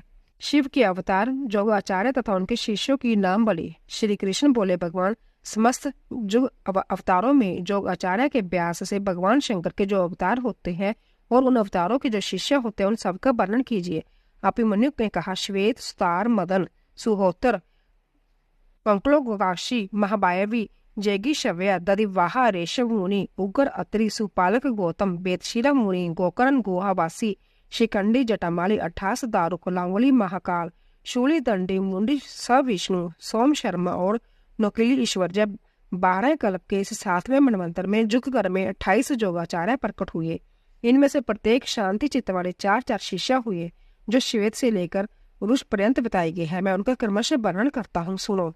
श्वेत, श्वेत शिखा, श्वेत शव, श्वेत लोहित, दुंदुम्बी, शत्रुप, ऋचिक, केतुमान, विकोश, विकेश, विपाश, पाशनाशन, समुख, द्रमुख, द्रोगम, द्रुतिकरम, सनातन कुमार, सनक, सनंदन, सनातन, सुदामा, बिरजा, शंख, अंडज, सारस्वत, मेघ, मेघवाहा, सुवाहक, कपिल, आसुरी, पंचशिख, बाष्कल, पाराशर, गर्ग, भार्गव, अंगिरा, बलवंदु, निरामित्र, क्रेतुभंग, तपोदन, लंबोदर, लंब, लंबात्मा, लंबकेशक, सर्वज्ञ, संबुद्धि, साध्या, सिद्धि, सुदामा, कच्छप, वशिष्ठ, बिरजा, अत्रि, उग्र, गुरुश्रेष्ठ, श्रवण, शर्विष्ठ, कुणी, कनुवाहु, कुशरीर, कुनेत्रक, काच्छप, उच्छल, चैवन, बृहस्पति, उथत्या, वामदेव, महाकाल, महानील, बाचा, श्रवा, सुवीर, शावक, जतीश्वर, हिरण्यव, कौशल्या, लोकाशी, कथुमी, सुमंतु, जैमिनी, कुवंद, कुशकंदर, पलश, दारवहनी, केतुमान, गौतम, बल्लवी, मंदुपिंग, श्वेतुकेतु, ओशिष, बृहदश्व, देवल, कवि, शालिहोत्र, सुवेश, जुवनाशव, शरदस्थु, शगल, कुंभकर्ण, कुंभक, प्रवाहुक, उलुक, वदित, शवुक, अश्वलायन, अश्पाद, कनाद, अलुक, बत्स, कुशिक, गर्ग, मित्रक और ऋष्य जय जोग आचार्य रूपी मेश्वर के शिष्य है। इनकी संख्या 112 है। जय सबके सब सिद्ध पाशुपत है। इनका शरीर भस्म से विभूषित रहता है। जय संपूर्ण शास्त्रों के तत्व व्याद और वेदांगों के पारंगत विद्वान, शिव आश्रम में अनुक्त, शिव ज्ञान प्रायण, सब प्रकार की आसक्तियों से मुक्त, एकमात्र भगवान शिव में ही मन को लगाए रखने वाले, संपूर्ण द्वंद्वों को सहने वाले, दीर्घ, सर्वभूत हितकारी, सरल, कोमल स्वास्थ्य, क्रोध शून्य और जितेंद्रिय होते हैं। रुद्राक्ष की माला इनका आभूषण है। उनके मस्तक त्रिपुण से अंकित होते हैं। उनमें से कोई तो शिखा के रूप में ही जटा धारण करते हैं, किन्हीं के सारे केश ही जटा रूप होते हैं। कोई कोई ऐसे है जो जटा नहीं रखते और कितने ही सदा माथा मुड़ाए रहते हैं। वे प्राय फल मूल का आहार करते हैं, प्राणायाम साधन में तत्पर होते हैं। वह शिव का होने से अभिमान से युक्त है, सदा शिव के ही चिंतन में लगे रहते हैं। उन्होंने संसार रूपी विश्व वृक्ष के अंकुर को मथ डाला है। वह सदा परमधाम में जाने के लिए ही कटिबद्ध होते हैं। जो आचार्य सहित इन शिष्यों को जान मानकर सदा शिव की आराधना करता है, वह शिव सौज्य प्राप्त कर लेता है। इसमें कोई अन्यथा विचार नहीं करना चाहिए। भगवान शिव के प्रति श्रद्धा भक्ति की आवश्यकता का प्रतिपादन और शिव पूजन के अनेक प्रकार एवं अनन्य चित्त से भजन की महिमा। तदंतर श्री कृष्ण के प्रेषण करने पर अभिमन्यु मंत्राचल गठित हुए। शिव पार्वती संवाद को प्रस्तुत करते हुए बोले, श्री कृष्ण, एक समय देवी पार्वती ने भगवान शिव से पूछा, महादेव, जो आत्म तत्व आदि के साधन में नहीं लगे हैं तथा जिनका अंतःकरण पवित्र एवं पशुपुत नहीं है, ऐसे मंदमती मृत्यु लोकवासी जीव आत्माओं के वश में आप किस उपाय से हो सकते हो? महादेव जी बोले, देवी, यदि साधक के मन में श्रद्धा भक्ति ना हो तो पूजन, कर्म, तपस्या, जप, आसन आदि ज्ञान तथा अन्य साधन से भी मैं उसके वशीभूत नहीं होता हूँ। यदि मनुष्य की मुझ में श्रद्धा हो तो जिस किसी भी हेतु से भी मैं उसके वश में हो जाता हूँ, फिर तो वह मेरा दर्शन, स्पर्श, पूजन एवं मेरे साथ सब भाषण भी कर सकता है। अंत्य जो मुझे वश में करना चाहे उसे पहले मेरे प्रति श्रद्धा करनी चाहिए। श्रद्धा ही सब धर्म का हेतु है और वही इस लोक में वर्ण आश्रमी पुरुषों की रक्षा करने वाली है। जो मानव अपने वर्ण आश्रम धर्म के पालन में लगा रहता है, उसी की मुझ में श्रद्धा होती है, दूसरे की नहीं। वर्ण आश्रमी पुरुषों के संपूर्ण धर्म में वेदों से सिद्ध है। पूर्व काल में ब्रह्मा जी ने मेरी ही आज्ञा लेकर उनका वर्णन किया था। ब्रह्मा जी का बताया हुआ वह धर्म अधिक धन के द्वारा साध्य है तथा अनेक प्रकार के क्रियाकलाप से युक्त होता है। उससे मिलने वाला अंधिकाश फल अक्षय नहीं है तथा उस दान के अनुष्ठान में अनेक प्रकार के क्लेश और आयस उठाने पड़ते हैं। उस महान धर्म से परम दुर्लभ श्रद्धा को पाकर जो वर्ण आश्रमी मनुष्य अनन्य भाव से मेरी शरण में आ जाते हैं, उन्हें सुखद मार्ग से धर्म, अर्थ, काम और मोक्ष प्राप्त होते हैं। वर्ण आश्रम संबंधी आचार की सृष्टि में मैंने बारंबार की है। उसमें भक्ति भाव रखकर जो मेरे हो गए हैं, उन्हें वर्ण आश्रमियों का मेरे और उपासना में अधिकार है, दूसरों का नहीं। यही मेरी निश्चित आज्ञा है। मेरी आज्ञा के अनुसार धर्म मार्ग से चलने वाले वर्ण आश्रमी पुरुष मेरी शरण में आ मेरी कृपा प्रसाद से मल और माया आदि पाशों से मुक्त हो जाते हैं तथा मेरे पूर्णवर्ती रहित धाम में पहुंचकर मेरा उत्तम सामर्थ्य प्राप्त करके परम आनंद में निमग्न हो जाते हैं। इसीलिए मेरे बताए हुए वर्ण धर्म को पाकर अथवा ना पाकर भी जो मेरी शरण ले मेरा भक्त बन जाता है, वह संभव ही अपनी आत्मा का उद्धार कर लेता है। यह कोटि कोटि गुना अधिक उपलब्ध लाभ है। अंतः मेरे मुख से प्रतिपादित वर्ण धर्म का पालन अवश्य करना चाहिए। जो मोक्ष मार्ग से विलग होकर दूसरी किसी वस्तु के लिए श्रम करता है, उसके लिए वही सबसे बड़ी हानि है, वही बड़ी बारी त्रुटि है, वही मोह है और वही अंधता एवं मुक्ता है। देवेश्वरी, मेरा जो सनातन धर्म है वह 4 चरणों से युक्त बताया गया है। उन चरणों के नाम है ज्ञान, क्रिया, चर्या और योग। पशु, पाश और पति का ज्ञान ही ज्ञान कहलाता है। गुरु का दीन जो विधि पूर्वक षड शोधनाक का कार्य होता है, उसे क्रिया कहते हैं। मेरे द्वारा भीत वर्ण श्रम पर युक्त जो मेरे पूजन आदि धर्म है, उनके आचरण का नाम चार्य है।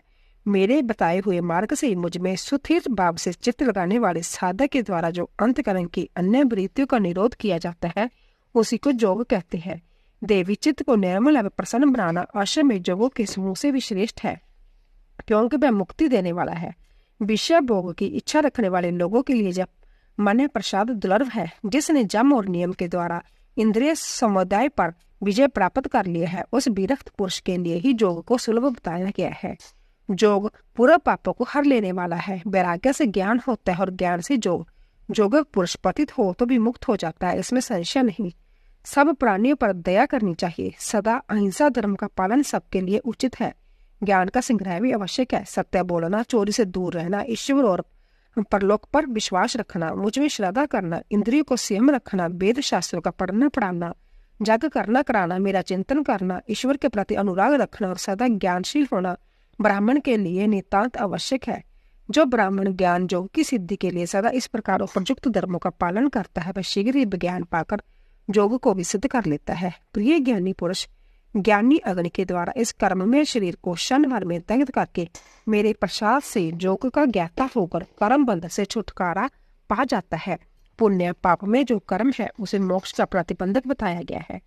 इसीलिए योगी पुरुष योग के द्वारा पुण्य का परित्याग कर दे।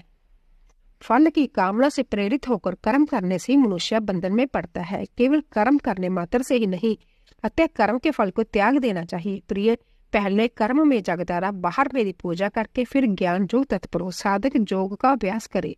कर्म जग से मेरे यथार्थ स्वरूप का बोध प्राप्त हो जाने पर जीव योग मुक्त हो मेरे जजन से विरत हो जाते हैं। उस समय वह मिट्टी, पत्थर और सुवर्ण में भी समभाव रखते हैं। जो मेरा भक्त नित्य युक्त एवं एकाग्रचित्त हो ज्ञान योग में तत्पर रहता है, वह मुनियों में श्रेष्ठ एवं योगी होकर मेरा सायुज्य प्राप्त कर लेता है। जो वर्ण आश्रमी पुरुष मन से विरक्त नहीं है, वे मेरा आश्रय ले ज्ञान, चर्या और क्रिया इन तीनों में ही प्रवृत्त होने के अधिकारी है। उन्हीं के अनुष्ठान की योग्यता रखते हैं। मेरा पूजन 2 प्रकार का है, ब्राहा और आव्यंतर। इसी तरह मन, वाणी और शरीर, इन त्रिविध साधनों के भेद से मेरा भजन 3 प्रकार का माना गया है। तप, कर्म, जप, ध्यान और ज्ञान, यह मेरे भजन के 5 स्वरूप है। अंत्य साधु पुरुषों से 5 प्रकार का भी कहते हैं। मूर्ति आदि में जो मेरा पूजन आदि होता है, जिसे दूसरे लोग जान लेते हैं, वह ब्राहा पूजन जाप भजन कहा गया है। तथा वही भजन पूजन जब मन के द्वारा होने से केवल अपने ही अनुभव का विषय होता है, तब आव्यंतर कहलाता है। मुझ में लगा हुआ चित्त ही मन कहलाता है। सामान्य मन मात्र को जहाँ मन नहीं कहा गया है, इसी तरह जो वाणी मेरे नाम के जप और कीर्तन में लगी हुई है, वह वाणी कहलाने योग्य है, दूसरी नहीं। तथा जो मेरे शास्त्र में बताए हुए त्रिपुंड आदि चिन्हों से अंकित है और निरंतर मेरी सेवा पूजा में लगा हुआ है, वही शरीर है, दूसरा नहीं। मेरी पूजा को ही कर्म जानना चाहिए। बाहर जो यज्ञ आदि किए जाते हैं, उन्हें कर्म नहीं कहा गया। मेरे लिए शरीर को सुखाना ही तप है, कृच्छ, चंद्रायण आदि का अनुष्ठान नहीं। पंचाक्षर मंत्र की आवर्ती पर्णव का अभ्यास तथा रुद्र अध्याय आदि का बारंबार पाठ ही जहाँ जप कहा गया है, वेदा अध्ययन आदि नहीं। मेरे स्वरूप का चिंतन स्मरण ही ध्यान है, आत्मा आदि के लिए की हुई समाधि नहीं। मेरे आगमों के अर्थ को बलिवंती जानना ही ज्ञान है, दूसरी किसी वस्तु के अर्थ को समझना नहीं। देवी, पूर्व वासनावश ब्रह्म अथवा आव्यंतर जिस पूजन में मन का अनुराग हो उसी में दृढ़ निष्ठा रखनी चाहिए। ब्रह्म पूजन से आव्यंतर पूजन 100 गुना अधिक श्रेष्ठ है, क्योंकि उसमें दोषों का मिश्रण नहीं होगा तथा प्रत्यक्ष दिखने वाले दोषों में भी संभावना नहीं रहती।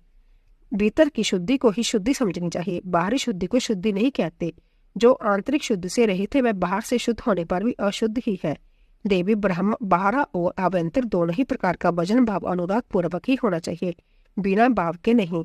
भावरहित भजन तो एकमात्र छलना का ही कारण होता है। मैं तो सदा ही कृतकृत्य पवित्र हूँ, मनुष्य मेरा क्या करेगा। उनके द्वारा किए गए ब्रह्म व अभ्यंतर पूजन में उनका जो भाव प्रेम है उसी को मैं ग्रहण करता हूँ। देवी, क्रिया का एकमात्र आत्मा भाव वही है, मेरा सनातन धर्म है। मन, वाणी और कर्म द्वारा कहीं भी किंचित मात्र फल की इच्छा न रखकर ही क्रिया करनी चाहिए। देवेश्वरी, फल का उद्देश्य रखने से मेरा आश्रय लघु हो जाता है, क्योंकि फलार्थी को यदि फल न मिला तो वह मुझे छोड़ सकता है।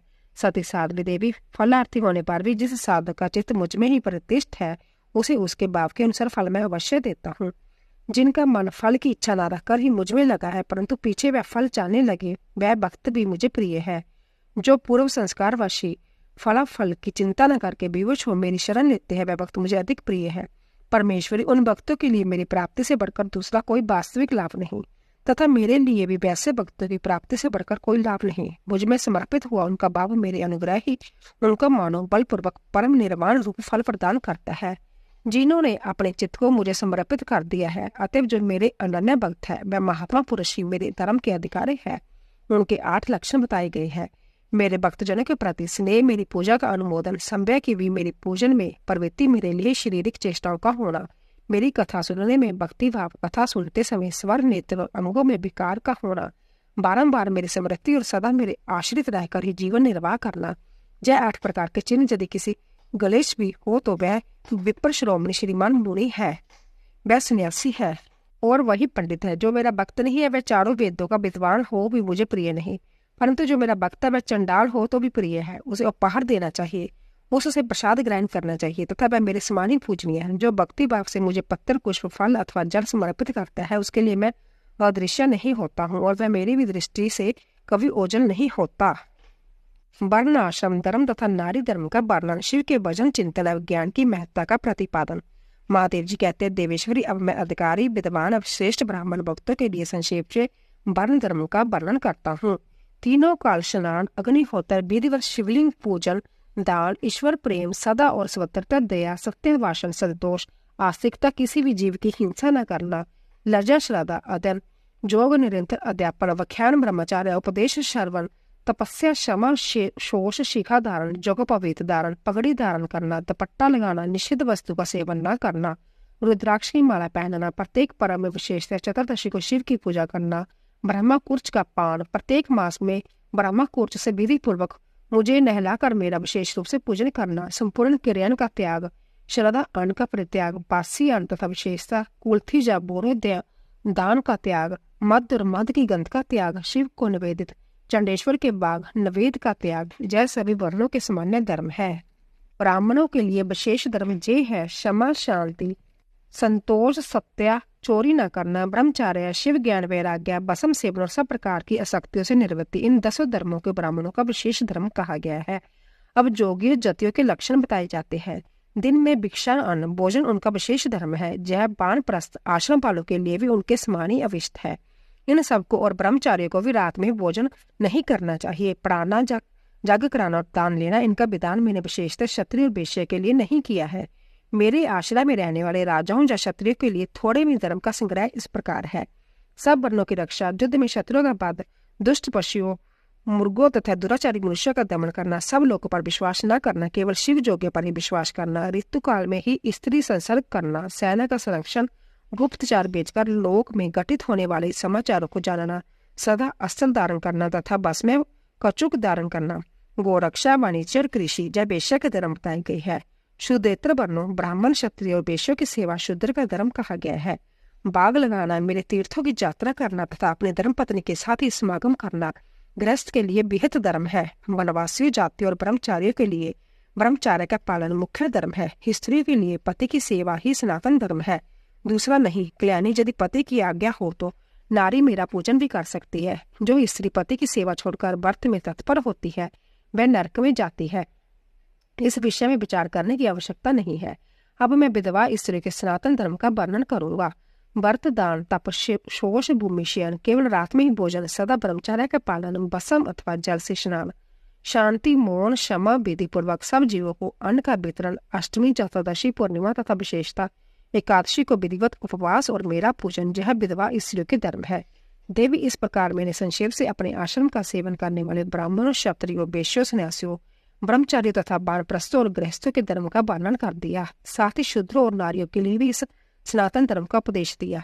देवेश्वरी, तुम्हें सदा मेरा ध्यान और मेरे षडाक्षर मंत्र का जप करना चाहिए। यही संपूर्ण वेदोक्त धर्म है और यही धर्म तथा अर्थ का संग्रह है। लोक में जो मनुष्य अपनी इच्छा से मेरे विग्रह की सेवा का व्रत धारण किए हुए है, पूर्व जन्म की सेवा के संस्कार से युक्त होने के कारण भाव वितोड़ के संपन्न है, वह स्त्री आदि विषयों में अनुरुक्त हो या विरक्त, पापों से उसी प्रकार लिप्त नहीं होते जैसे जल से कमल का पत्ता। मेरे प्रसाद से विशुद्ध हुए विवेकी पुरुषों को मेरे स्वरूप का ज्ञान हो जाता है। फिर उनके लिए कर्तव्य का विधि निषेध नहीं रहता। समाधि तथा शरणागति भी आवश्यक नहीं रहती। जैसे मेरे लिए कोई विधि निषेध नहीं है, वैसे ही उनके लिए भी नहीं है। परिपूर्ण होने के कारण जैसे मेरे लिए कुछ साध्य नहीं है, उसी प्रकार उन कृत्य ज्ञानी जोगियों के लिए भी कोई कर्तव्य नहीं रह जाता। वह मेरे भक्तों के हित के लिए मानव भाव का आश्रय लेकर बोतल पर स्थित है। उन्हें रुद्र लोक से परिवष्ट रुद्र ही समझना चाहिए, इसमें संशय नहीं है। जैसे मेरी आज्ञा ब्रह्मा आदि देवताओं को कार्य में प्रवृत्त करने वाली है, उसी प्रकार उन शिव जोगियों की आज्ञा भी अन्य मनुष्य को कर्तव्य कर्म में लगाने वाली है। वह मेरी आज्ञा के आधार उनमें अतिशय सद्भाव है, इसीलिए उनका दर्शन करने मात्र सब पापों का नाश हो जाता है तथा प्रशस्त फल की प्राप्ति सूचित करने वाले विश्वास को भी वृद्धि होती है। जिन पुरुषों का मुझ में अनुराग है, उन्हें उन बातों का भी ज्ञान हो जाता है जो पहले कभी उनको देखने, सुनने या अनुभव में नहीं आई होती। उनमें अकस्मात कंप, स्वेद, अश्रुपात, कंठ में सब विकार तथा आनंद आदि भावों का बारंबार उदय होने लगता है। जब सब लक्षण उनमें कभी एक एक करके अलग अलग प्रकट होते हैं और कभी संपूर्ण भावों का एक साथ उदय होने लगता है। कभी विलिप्त न होने वाले इन मंद, मध्यम और उत्तम भावों द्वारा उन श्रेष्ठ सत्पुरुषों की पहचान करनी चाहिए। जैसे जब लोहा आग में तपकर लाल हो जाता है तब केवल लोहा नहीं रह जाता, उसी तरह मेरा सानिध्य प्राप्त होने से वह केवल मनुष्य नहीं रह जाते, मेरा स्वरूप हो जाते हैं। हाथ पैर आदि के साधर्म्य से मानव शरीर धारण करने पर भी वह वास्तव में रुद्र है। उन्हें प्राकृतिक मनुष्य समझकर विद्वान पुरुष उनकी अवहेलना न करे। जो मूढ़चित्त मानव उनके प्रति अवहेलना करते हैं, वह अपनी आजू, लक्ष्मी, कुल और शील को त्याग कर नरक में गिरते हैं। अथवा बोध कहने से क्या लाभ, जिस किसी भी उपाय से मुझ में चित्त लगाना कल्याण की प्राप्ति का एकमात्र साधन है। कपि मुनि कहते हैं, इस प्रकार परमात्मा श्री कंठनाथ शिव ने तीनों लोगों के हित के लिए ज्ञान के सारभूत अर्थ का संग्रह प्रकट किया। संपूर्ण वेदशास्त्र, इतिहास, पुराण, विद्याएं इस विज्ञान संग्रह की ही विस्तृत विखाई है। ज्ञान, ज्ञेय, अनुष्ठेय, अधिकार, साधन और साध्य, इन 6 अर्थों का ही जो संक्षिप्त संग्रह बताया गया है। श्री कृष्ण जो शिव और शिव संबंधी ज्ञानामृत से तृप्त है और उनकी भक्ति से संपन्न है, उसके लिए बाहर भीतर कुछ भी कर्तव्य शेष नहीं है। इसीलिए कर्मश्य ब्रह्म और अव्यंतर कर्म को त्याग कर ज्ञान से ज्ञेय का साक्षर करके फिर उस साधनभूत ज्ञान को भी त्याग दें। यदि चित्त शिव में एकाग्र नहीं है तो कर्म करने से भी क्या लाभ, और यदि चित्त एकाग्र ही है तो कर्म करने की क्या आवश्यकता। अंत बाहर भीतर कर्म करके जानना करके जिस किसी भी उपाय से भगवान शिव में चित्त लगाए, जिनका चित्त भगवान शिव में लगा है और जिनकी बुद्धि स्थिर है, ऐसे सत्पुरुषों को इहलोक और परलोक भी स्वतंत्रता परम आनंद की प्राप्ति होती है। जहाँ ओम नमः शिवाय इस मंत्र से सब सिद्धियां सुलभ होती है। अंत्य पारापार विभूति, उत्तम माध्यम ऐश्वर्य की प्राप्ति के लिए इस मंत्र का ज्ञान प्राप्त करना चाहिए। पंचाक्षर मंत्र के महात्म्य का वर्णन। श्री कृष्ण बोले, सर्वज्ञ महर्षि, आप संपूर्ण ज्ञान के महासागर हैं। अब मैं आपके मुख से पंचाक्षर मंत्र के महात्म्य का तत्व वर्णन सुनना चाहता हूँ। अभिमन्यु कहते हैं, देवकी नंदन, पंचाक्षर मंत्र के महात्म्य का विस्तार पूर्वक वर्णन तो 100 करोड़ वर्षों में भी नहीं किया जा सकता। अंत्य संक्षेप से इसकी महिमा सुनो। वेद में तथा शेवाग में दोनों जगह जय पढ़ने से पंचाक्षर मंत्र समस्त शिव भक्तों के संपूर्ण अर्थ का साधक कहा गया है। इस मंत्र में अक्षर तो थोड़े ही है, परंतु वह महान अर्थ से संपन्न है। यह वेद का सार तत्व है, मोक्ष देने वाला है, शिव की आज्ञा से सिद्ध है, संदेश शून्य है तथा शिव स्वरूप वाक्य है। यह नाना प्रकार की सिद्धियों से युक्त दिव्य लोगों के मन को प्रसन्न एवं निर्मल करने वाला, सुनिश्चित अर्थ वाला अथवा निश्चय ही मनोर्थ पूर्ण करने वाला तथा परमेश्वर का गंभीर वचन है। इस मंत्र का मुख से सुखपूर्वक उच्चारण होता है। सर्वज्ञ शिव ने संपूर्ण देदारियों के सारे मनोरथों की सिद्धि के लिए इस ओम नमः शिवाय मंत्र का प्रतिपादन किया। यह आदि षडक्षर मंत्र संपूर्ण विद्याओं मंत्रों की बीज मूल है। जैसे वट के बीच में महान वृक्ष छिपा हुआ है, उसी प्रकार अंततः सूक्ष्म होने पर भी इस मंत्र को महान अर्थ से परिपूर्ण समझना चाहिए। ओम इस एकाक्षर मंत्र में तीनों गुणों से अतीत सर्वज्ञ, सर्वकर्ता, द्योतिमान, सर्वव्यापी प्रभु शिव प्रतिष्ठित है। ईशान आदि जो सूक्ष्म एकाश रूप ब्रह्म है, वह सब नमः शिवाय इस मंत्र में क्रमशः स्थित है। सूक्ष्म षडक्षर मंत्र में पंच ब्रह्मा रूपधारी साक्षात भगवान शिव संबत्या वाच्यवाचक भाव से विराजमान है। अप्रमेय होने के कारण शिव वाच्य और मंत्र का उनका वाचक माना गया है। शिव और मंत्र का जय वाच्य वाचक भाव अनादिकाल से चला आ रहा है। जैसे जय घोर संसार सागर अनादिकाल से प्रवृत्त है, उसी प्रकार संसार से छुड़ाने वाले भगवान शिव ही अनादिकाल से ही नित्य विराजमान है। जैसे औषध रोगों का संबत्या शत्रु है, उसी प्रकार भगवान शिव संसार दोषों के स्वाभाविक शत्रु माने गए हैं। यदि जब भगवान विषभनाथ ना होते तो यह जगत अंधकारमय हो जाता, क्योंकि प्रकृति जड़ है और जीवात्मा अज्ञानी। अंत्य प्रकाश देने वाला परमात्मा ही है। प्रकृति से लेकर परमाणु पर्यंत जो कुछ भी जड़ रूप तत्व है, वह किसी चेतन कारण के बिना संभव करता नहीं देख गया।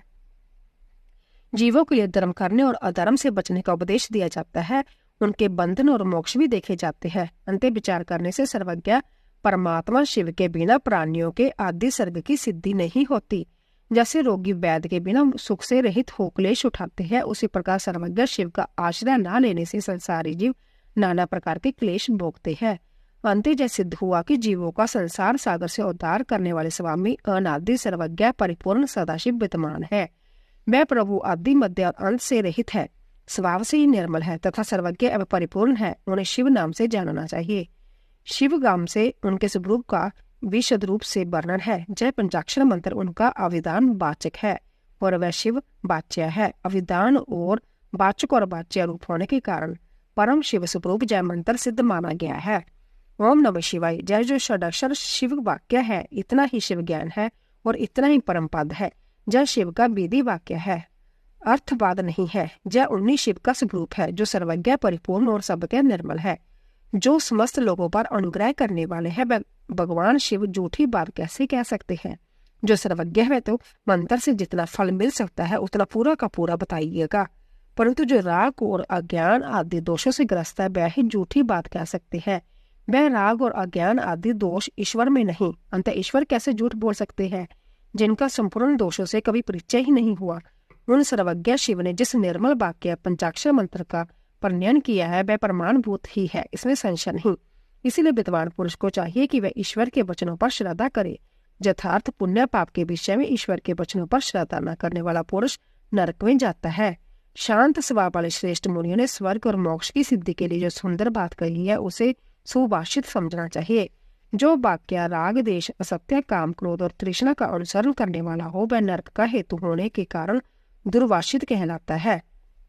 अविद्या व राग से युक्त वाक्य जन्म मरण रूप संसार क्लेश की प्राप्ति में कारण होता है। अंत में कोमल ललित अथवा संस्कार युक्त हो तो भी उसे क्या लाभ? जिसे सुनकर कल्याण की प्राप्ति हो तथा राग आदि दोषों का नाश हो जाए, वह वाक्य सुंदर शब्दावली से युक्त न हो तो भी शोभन तथा समझने योग्य है।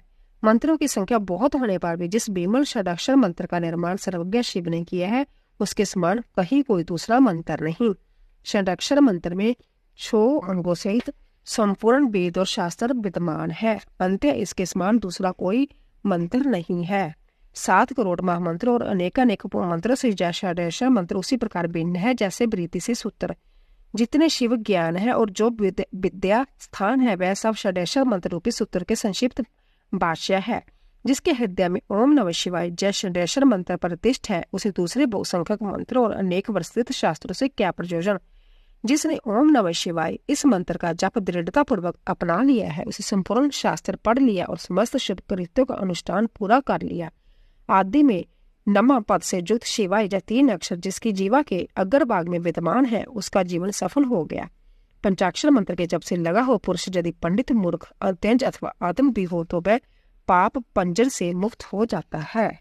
देवी बोली, महेश्वर, दुर्जय एवं कुलुषित कलिकाल में जब सारा संसार धर्म से विमुख हो, पाप में अंधकार से आच्छादित हो जाएगा, वर्ण और आश्रम संबंधी आचार नष्ट हो जाएंगे, धर्म संकट उपस्थित हो जाएगा, सबका अधिकार संदिग्ध, अनिश्चित और विपरीत हो जाएगा, उस समय उपदेश की प्रणाली नष्ट हो जाएगी और गुरु शिष्य की परंपरा भी जाती रहेगी। ऐसी परिस्थितियों में आपके भक्त किस उपाय से मुक्त हो सकते हैं?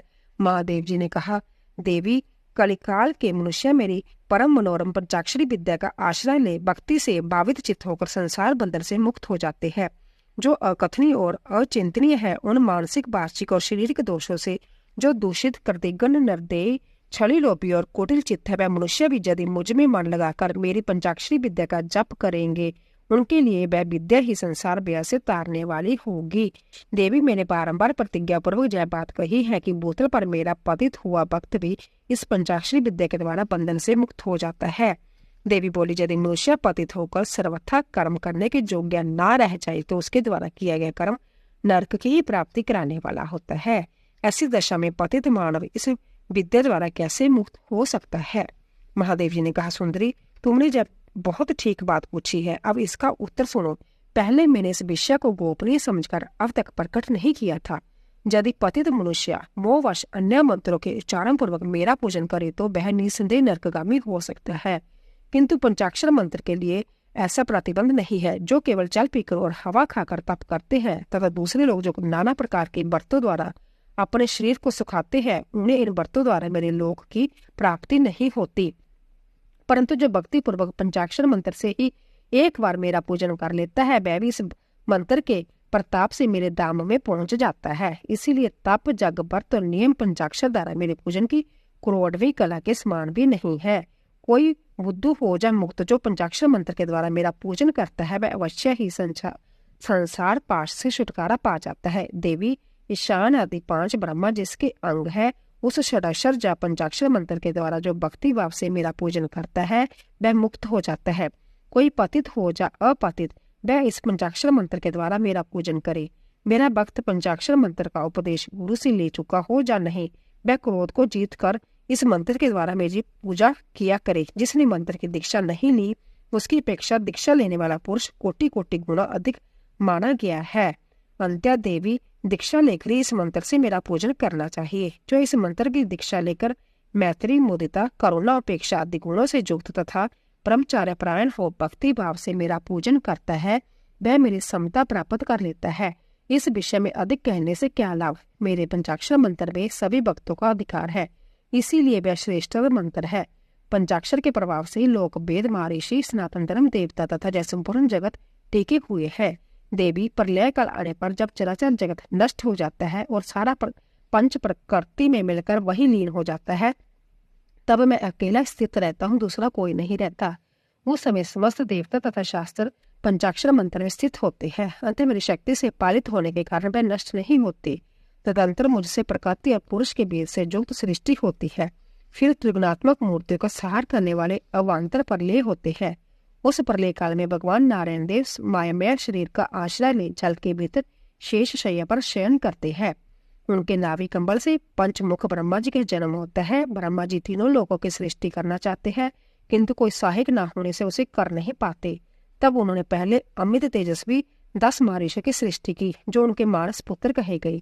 उन पुत्रों की सिद्धि बढ़ाने वाले पितामह ब्रह्मा ने मुझसे कहा, महादेव, महेश्वर, मेरे पुत्रों को शक्ति प्रदान कीजिए। उनकी इस प्रकार प्रार्थना करने पर 5 मुख धारण करने वाले मैंने ब्रह्मा जी के प्रति प्रत्येक मुख से एक एक अक्षर के क्रम से 5 अक्षरों का उपदेश किया। लोक पितामह ब्रह्मा जी ने भी अपने 5 मुखों द्वारा क्रमशः उन 5 अक्षरों को ग्रहण किया और वाच्य वाक भाव से मुझ मेश्वर को जाना। मंत्र के प्रयोग को जानकर प्रजापति ने विधिवत उसे सिद्ध किया। फिर उन्होंने अपने पुत्र को यथावत रूप से उस मंत्र का और उसके अर्थ का भी उपदेश दिया। साक्षात लोक पितामह ब्रह्मा से उस मंत्र रत्न को पाकर मेरी आराधना की इच्छा रखने वाले उन मुनियों ने उनके बताई हुई पद्धति से उस मंत्र का जप करते हुए मेरू के रमणीय शिखर पर मुंजबान पर्वत के निकट एक सहस्र दिव्या वर्षों तक तीव्र तपस्या की। वह लोक सृष्टि के लिए अत्यंत उत्सुक थे। इसीलिए बाजू पीकर कठोर तपस्या में लग गई। जहाँ उनकी तपस्या चल रही थी वह श्रीमान मुंजवान पर्वत सदा ही मुझे प्रिय है और मेरे भक्तों के निरंतर उसकी रक्षा की है। उन ऋषियों की भक्ति देखकर मैंने तत्काल उन्हें प्रत्यक्ष दर्शन दिया और उन आर्य ऋषियों को पंचाक्षर मंत्र के ऋषि, छंद, देवता, बीज, शक्ति, किलक, दिग्बंध और विनियोग, इन सब बातों का पूर्ण रूप से ज्ञान कराया। संसार की सृष्टि बढ़े इसके लिए मैंने उन्हें मंत्र की सारी विधियां बताई। तब उस मंत्र के महात्म्य से तपस्या में बहुत बढ़ गई और देवताओं, असुरों तथा मनुष्य की सृष्टि का बलिभांति विस्तार करने लगे। अब इस उत्तम विद्या पंचाक्षरी के स्वरूप का वर्णन किया जाता है। आदि में नम पद का प्रयोग करना है, उसके बाद शिवाय पद का। यही जय पंचाक्षरी विद्या है जो समस्त श्रुतियों का सिरमौर है तथा संपूर्ण शब्द समुदाय की सनातन बीज रूपणी है। जब विद्या पहले पहल मेरे मुख से निकली, इसलिए मेरे ही स्वरूप का प्रतिपादन करने वाली है। इसका एक देवी के रूप में ध्यान करना चाहिए। इस देवी की अंग कांति तपाए हुए सुवर्ण के समान है। इसके पीन प्योदर ऊपर को उठे हुए हैं, जो 4 भुजाओं और 3 नेत्रों से सुशोभित है। इसके मस्तक पर बाल चंद्रमा का मुकुट है। 2 हाथों में पद्म और उत्पल है, अन्य 2 हाथों में वर्द और अव्यय की मुद्रा है। मुखा कीर्ति सौभ्य है, जो समस्त शुभ लक्षणों से संपन्न तथा संपूर्ण आभूषणों से विभूषित है। श्वेत कमल के आसन पर विराजमान है। इसके काले काले गोंगराले केश बड़ी शोभा पा रही है। इसके अंगों में 5 प्रकार के वर्ण है, जिनकी रश्मि प्रकाशित हो रही है। वह वर्ण है पीत, कृष्ण, द्रुम, स्वर्णिम तथा रक्त। इन वर्णों का यदि पृथक पृथक प्रयोग होते इन्हें बिंदु और नाद से विभूषित करना चाहिए। बिंदु की आकृति अर्धचंद्र के समान है और नाद की आकृति दीप शिखा के समान सुमुखी। यूं तो इस मंत्र के सभी अक्षर बीज रूप है, तथा भी उनमें दूसरे अक्षर को इस मंत्र का बीज समझना चाहिए। दीर्घ स्वर पूर्वक जो चौथा वर्ण है उसे किलक और 5वें वर्ण को शक्ति समझना चाहिए। इस मंत्र के वामदेव ऋषि और पंक्ति छंद है। वर्णना ने मैं शिव इस मंत्र का देवता हूँ। गौतम, अत्रि, विश्वामित्र, अंगिरा और भरद्वाज जय नकारादि वर्णों के क्रमशः ऋषि माने गए हैं। गायत्री, अनुष्टुप, त्रिटुप, बृहति और विराट यह क्रमशः 5 अक्षरों के छंद है। इंद्र, रुद्र, विष्णु, ब्रह्मा और स्कंद यह क्रमशः उन अक्षरों के देवता है। वर्णना ने मेरे पूर्ववादी 4 दिशाओं के तथा ऊपर के 5 मुख इन नकारादि अक्षरों क्रमशः स्थान। पंचाक्षर मंत्र का पहला अक्षर उदात्त है, दूसरा और चौथा भी उदात्त है, 5वां स्वरित है और तीसरा अक्षर अनुदात्त माना गया है। इस पंचाक्षर मंत्र के मूल विद्या शिव, शिव सूत्र और पंचाक्षर नाम जाने। शिव संबंधी बीज पढ़ना मेरा विशाल हृदय है। नकार सिर कहा गया है, मकार शिखा है, शीख वच है, वा नेत्र है और कार अस्त्र है। इन वर्णों के अंत में अंगों के चौथुंते रूप के समार्थ कर्मशः नमः स्वाहा, बशट, होम, बोशट और फटट जोड़ने से अंग्यास होता है। देवी थोड़े से वेद के साथ जब तुम्हारा भी मूल मंत्र है। उस पंचाक्षर मंत्र में जो 5वां वर्ण यया है उसे 12वें स्वर से विभूषित किया जाता है, अर्थात नमः शिवाय के स्थान में नमः शिवाय कहने से यह देवी का मूल मंत्र हो जाता है। अंत्य साधक को चाहिए कि वह इस मंत्र से मन, वाणी और शरीर के भेद से हम दोनों का पूजन, जप और होम आदि करे। मन आदि के भेद से जब पूजन 3 प्रकार का होता है, मानसिक, वाचिक और शारीरिक। देवी जिसकी जैसी समझ हो, जिसे जितना समय मिल सके, जिसकी जैसी बुद्धि, शक्ति, संपत्ति, उत्साह, योग्यता और प्रीति हो, उसके अनुसार वह शास्त्र विधि से जब कभी, जहाँ कभी अथवा किसी भी साधना द्वारा मेरी पूजा कर सकता है। उसकी की हुई वह पूजा उसे अवश्य मोक्ष की प्राप्ति करा देगी। सुंदरी मुझ में मन लगाकर जो कुछ कर्म या व्युत कर्म से किया गया हो वह कल्याणकारी तथा मुझे प्रिय होता है। तथा भी जो मेरे भक्त है और कर्म करने में अंतर विवश असमर्थ नहीं हो गए हैं, उनके लिए सब शास्त्रों में मैंने ही नियम बनाया है। उस नियम का उन्हें पालन करना चाहिए। अब मैं पहले मंत्र की दीक्षा लेने का शुभ विधान बता रहा हूँ, जिसके बिना मंत्र जप निष्फल होता है और जिसके होने से जप कर्म अवश्य सफल होता है। गुरु से मंत्र लेने तथा उसके जप करने की विधि। 5 प्रकार के जप तथा उनकी महिमा। मंत्र गणना के लिए विभिन्न प्रकार की मालाओं का महत्व तथा उंगलियों के उपयोग का वर्णन। जप के लिए उपयोगी स्थान तथा दिशा। जप में वर्जनीय बातें। सदाचार का महत्व, आस्तिकता की प्रशंसा तथा पंचाक्षर मंत्र की विशेषता का वर्णन। महादेव जी कहते हैं, वर्णन ने आज्ञाहीन, क्रियाहीन, श्रद्धाहीन तथा विधि के पालन अर्थ आवश्यक दक्षिणा से हीन जो जप किया जाता है वह सदा निष्फल होता है। मेरा स्वरूप भूत मंत्र यदि आज्ञा सिद्ध, क्रिया सिद्ध और श्रद्धा सिद्ध होने के साथ ही दक्षिणा से भी युक्त हो तो उसकी सिद्धि होती है और उससे महान फल प्राप्त होता है। शिष्य को चाहिए कि वह पहले तत्ववेत्ता, आचार्य, जपशील, सब सद्गुण संपन्न, ध्यान, जोगपरायण एवं ब्राह्मण गुरु की सेवा में उपस्थित हो। मन में शुद्ध भाव रखते हुए प्रयत्न पूर्वक उन्हें संतुष्ट करे। ब्राह्मण साधक अपने मन, वाणी, शरीर और धन से आचार्य का पूजन करे। वह वैभव हो तो गुरु को भक्ति भाव से हाथी, घोड़े, रत्न, क्षेत्र और ग्रह आदि अर्पित करे। जो अपने लिए सिद्धि चाहता है वह धन के दान में कृपणता ना करे, तदंतर सब सामग्रियों से सहित अपने आप को गुरु की सेवा में अर्पित कर दे। इस प्रकार यथाशक्ति निश्चल भाव से गुरु की विधिवत पूजा करके गुरु से मंत्र और ज्ञान को उपदेश क्रमश से ग्रहण करे। इस तरह संतुष्ट हुए गुरु अपने पूजक को, शिष्य को जो 1 वर्ष उनकी सेवा में रह चुका हो, गुरु की सेवा में उत्साह रखने वाला हो, हंकार रहित हो और उपवास वर्ग स्नान करके शुद्ध हो गया हो, पुण्य विशेष शुद्धि के लिए पूर्ण कलश में रखे हुए पवित्र द्रव्य युक्त मंत्र शुद्ध जल से नहलाकर चंदन, पुष्पमाला, वस्त्र और आभूषण द्वारा अलंकृत करके उसे सुंदर वेशभूषा से विभूषित करे। फिर शिष्य से ब्राह्मणों द्वारा पुण्य वाचन और ब्राह्मणों की पूजा करवाकर समुद्र तट पर, नदी के किनारे, गौशाला में, देवालय में, किसी भी पवित्र स्थान में अथवा घर में सिद्धिदायक काल आने पर शुभ तिथि, शुभ नक्षत्र एवं सर्व दोष रहित शुभ योग में गुरु अपने उस शिष्य को अनुग्रह पूर्वक विधि के अनुसार मेरा ज्ञान दे। एकांत स्थान में अंतत प्रसन्नचित हो उच्च स्वर से हम दोनों के उस उत्तम मंत्र का शिष्य से बलिभांति उच्चारण कराए। बारंबार उच्चारण कराकर शिष्य को इस प्रकार आशीर्वाद दे, तुम्हारा कल्याण हो, मंगल हो, शोभन हो, प्रिय हो। इस तरह गुरु शिष्य को मंत्र और आज्ञा प्रदान करे। इस प्रकार गुरु से मंत्र और आज्ञा पाकर शिष्य एकाग्रचित्त हो संकल्प करके पुरुषरण चक्र पूर्वक प्रतिदिन उस मंत्र का जप करता रहे।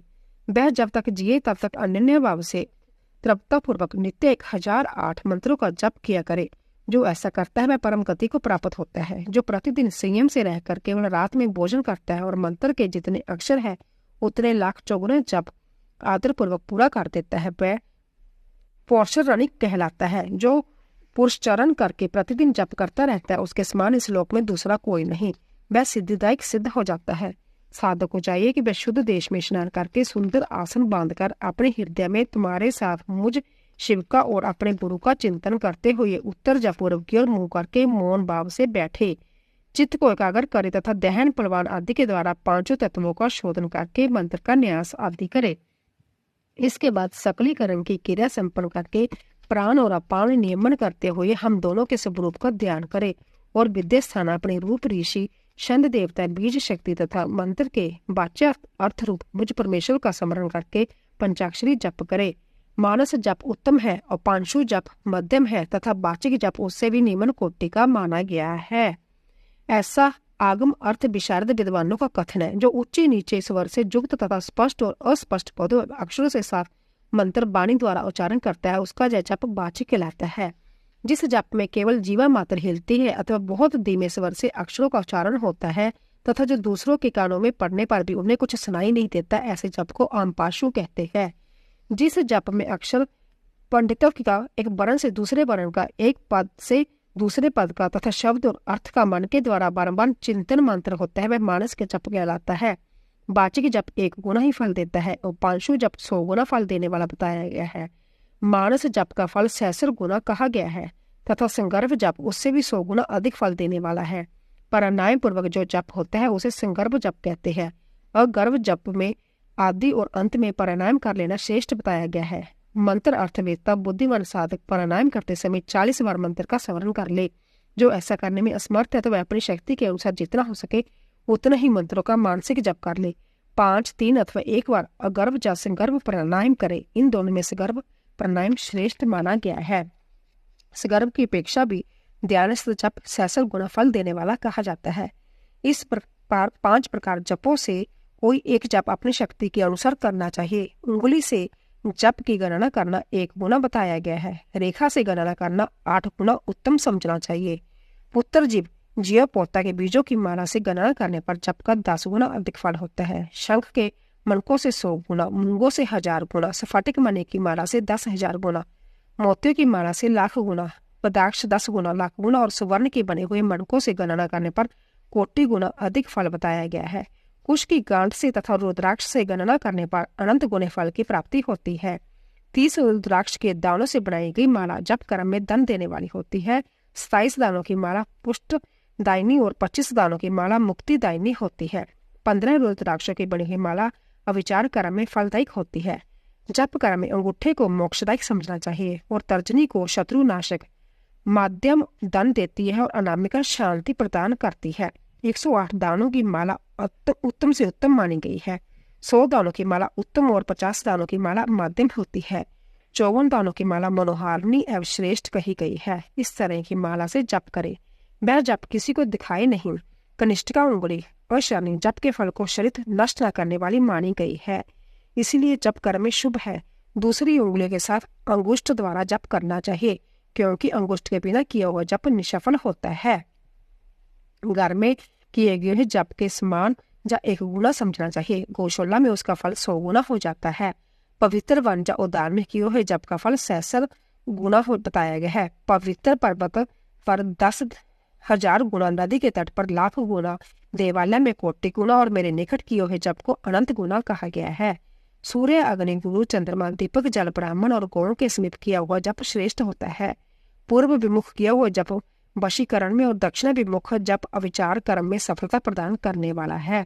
पश्चिम मुख में जप को धनदायक जानना चाहिए और उत्तर मुख जप शांतिदायक होता है। सूर्य, अग्नि, ब्राह्मण, देवता तथा अन्य श्रेष्ठ पुरुषों के समीप उनकी ओर पीठ करके जप नहीं करना चाहिए। सिर पर पगड़ी रखकर, कुर्ता पहनकर, नंगा होकर, बाल खोलकर, गले में कपड़ा लिपेटकर, अशुद्ध हाथ लेकर, संपूर्ण शरीर से अशुद्ध रहकर तथा बिलात पूर्वक कभी जप नहीं करना चाहिए।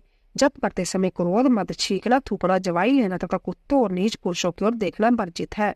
यदि कभी वैसा संभव हो जाए तो आचमन करे अथवा तुम्हारे साथ मेरा पार्वती से शिव का स्मरण करे, या ग्रह नक्षत्रों का दर्शन करे अथवा प्राणायाम कर ले। बिना आसन के बैठकर, सोकर, चलते चलते अथवा खड़ा होकर जप न करे। गली में या सड़क पर, अपवित्र स्थान में तथा अंधेरे में भी जप न करे। दोनों पांव फैलाकर, कुक्कुड़ आसन से बैठकर, सवारी या खाट पर चढ़कर अथवा चिंता से व्याकुल होकर जप न करे। यदि शक्ति हो तो इन सब नियमों का पालन करते हुए जप करे और अशक्त पुरुष ज्यादा शक्ति जप करे। इस विषय में बहुत कहने से क्या लाभ, संक्षेप में मेरी यह बात सुनो। सदाचारी मनुष्य शुद्ध भाव से जप और ध्यान करके कल्याण का भागी होता है। आचार परम धर्म है, आचार उत्तम धन है, आचार श्रेष्ठ विद्या है और आचार ही परम गति है। आचारहीन पुरुष संसार में निंदित होता है और परलोक में भी सुख नहीं पाता, इसीलिए सबको आचारवान होना चाहिए। वेदक विद्वानों ने वेद शास्त्र के कथन अनुसार जिस वर्ण के लिए जो कर्म विहित है, उसे वर्णों के पुरुष को उसी कर्म का सम्यक आचरण करना चाहिए। वही उसका सदाचार है, दूसरा नहीं। सत्पुरुष ने उसका आचरण किया है, इसीलिए वह सदाचार कहलाता है। उस सदाचार भी मूल कारण आस्तिकता है। यदि मनुष्य आस्तिक हो तो प्रमाद आदि के कारण सदाचार से कभी भ्रष्ट हो जाने पर भी दूषित नहीं होता। अंते सदा आस्तिकता का आश्रय लेना चाहिए। जैसे इहलोक में सत्कर्म करने से सुख और दुष्कर्म करने से दुख होता है, उसी तरह परलोक में भी होता है। इस विश्वास को आस्तिकता कहते हैं। सदाचार से हीन, पतित और अनंतजनक उद्धार करने के लिए कलयुग में पंचाक्षर मंत्र से बढ़कर दूसरा कोई उपाय नहीं। चलते फिरते, खड़े होते अथवा स्वेच्छानुसार कर्म करते हुए अपवित्र जब पवित्र पुरुष के जप करने पर भी यह मंत्र निष्फल नहीं होता। अंतज, मूर्ख, मूढ़, पतित, मर्यादा रहित और नीच के लिए भी यह मंत्र निष्फल नहीं होता। किसी भी अवस्था में पड़ा हुआ मनुष्य भी यदि मुझ में उत्तम भक्ति भाव रखता है तो उसके लिए यह मंत्र निसंदेह सिद्ध होगा, किंतु दूसरे किसी के लिए वह सिद्ध नहीं हो सकता। प्रिय, इस मंत्र के लिए लगन, तिथि, नक्षत्र, बार और जोग आदि का अधिक विचार उपेक्षित नहीं है। यह मंत्र कभी सुप्त नहीं होता, सदा जागृति रहता है। यह महामंत्र कभी किसी का शत्रु नहीं होता। यह सदा सुसिद्ध, सिद्ध अथवा साध्य ही रहे। सिद्ध गुरु के उपदेश से प्राप्त हुआ मंत्र सुसिद्ध कहलाता है। असिद्ध गुरु का भी दिया हुआ मंत्र सिद्ध कहा गया है। जो केवल परंपरा से प्राप्त हुआ है, किसी गुरु के उपदेश से नहीं मिला है, वह मंत्र साध्य होता है। जो मुझ में मंत्र में तथा गुरु में अतिशय श्रद्धा रखने वाला है, उसको मिला हुआ मंत्र किसी गुरु के द्वारा साधित हो या असाधित सिद्ध होकर ही रहता है, इसमें संशय नहीं है।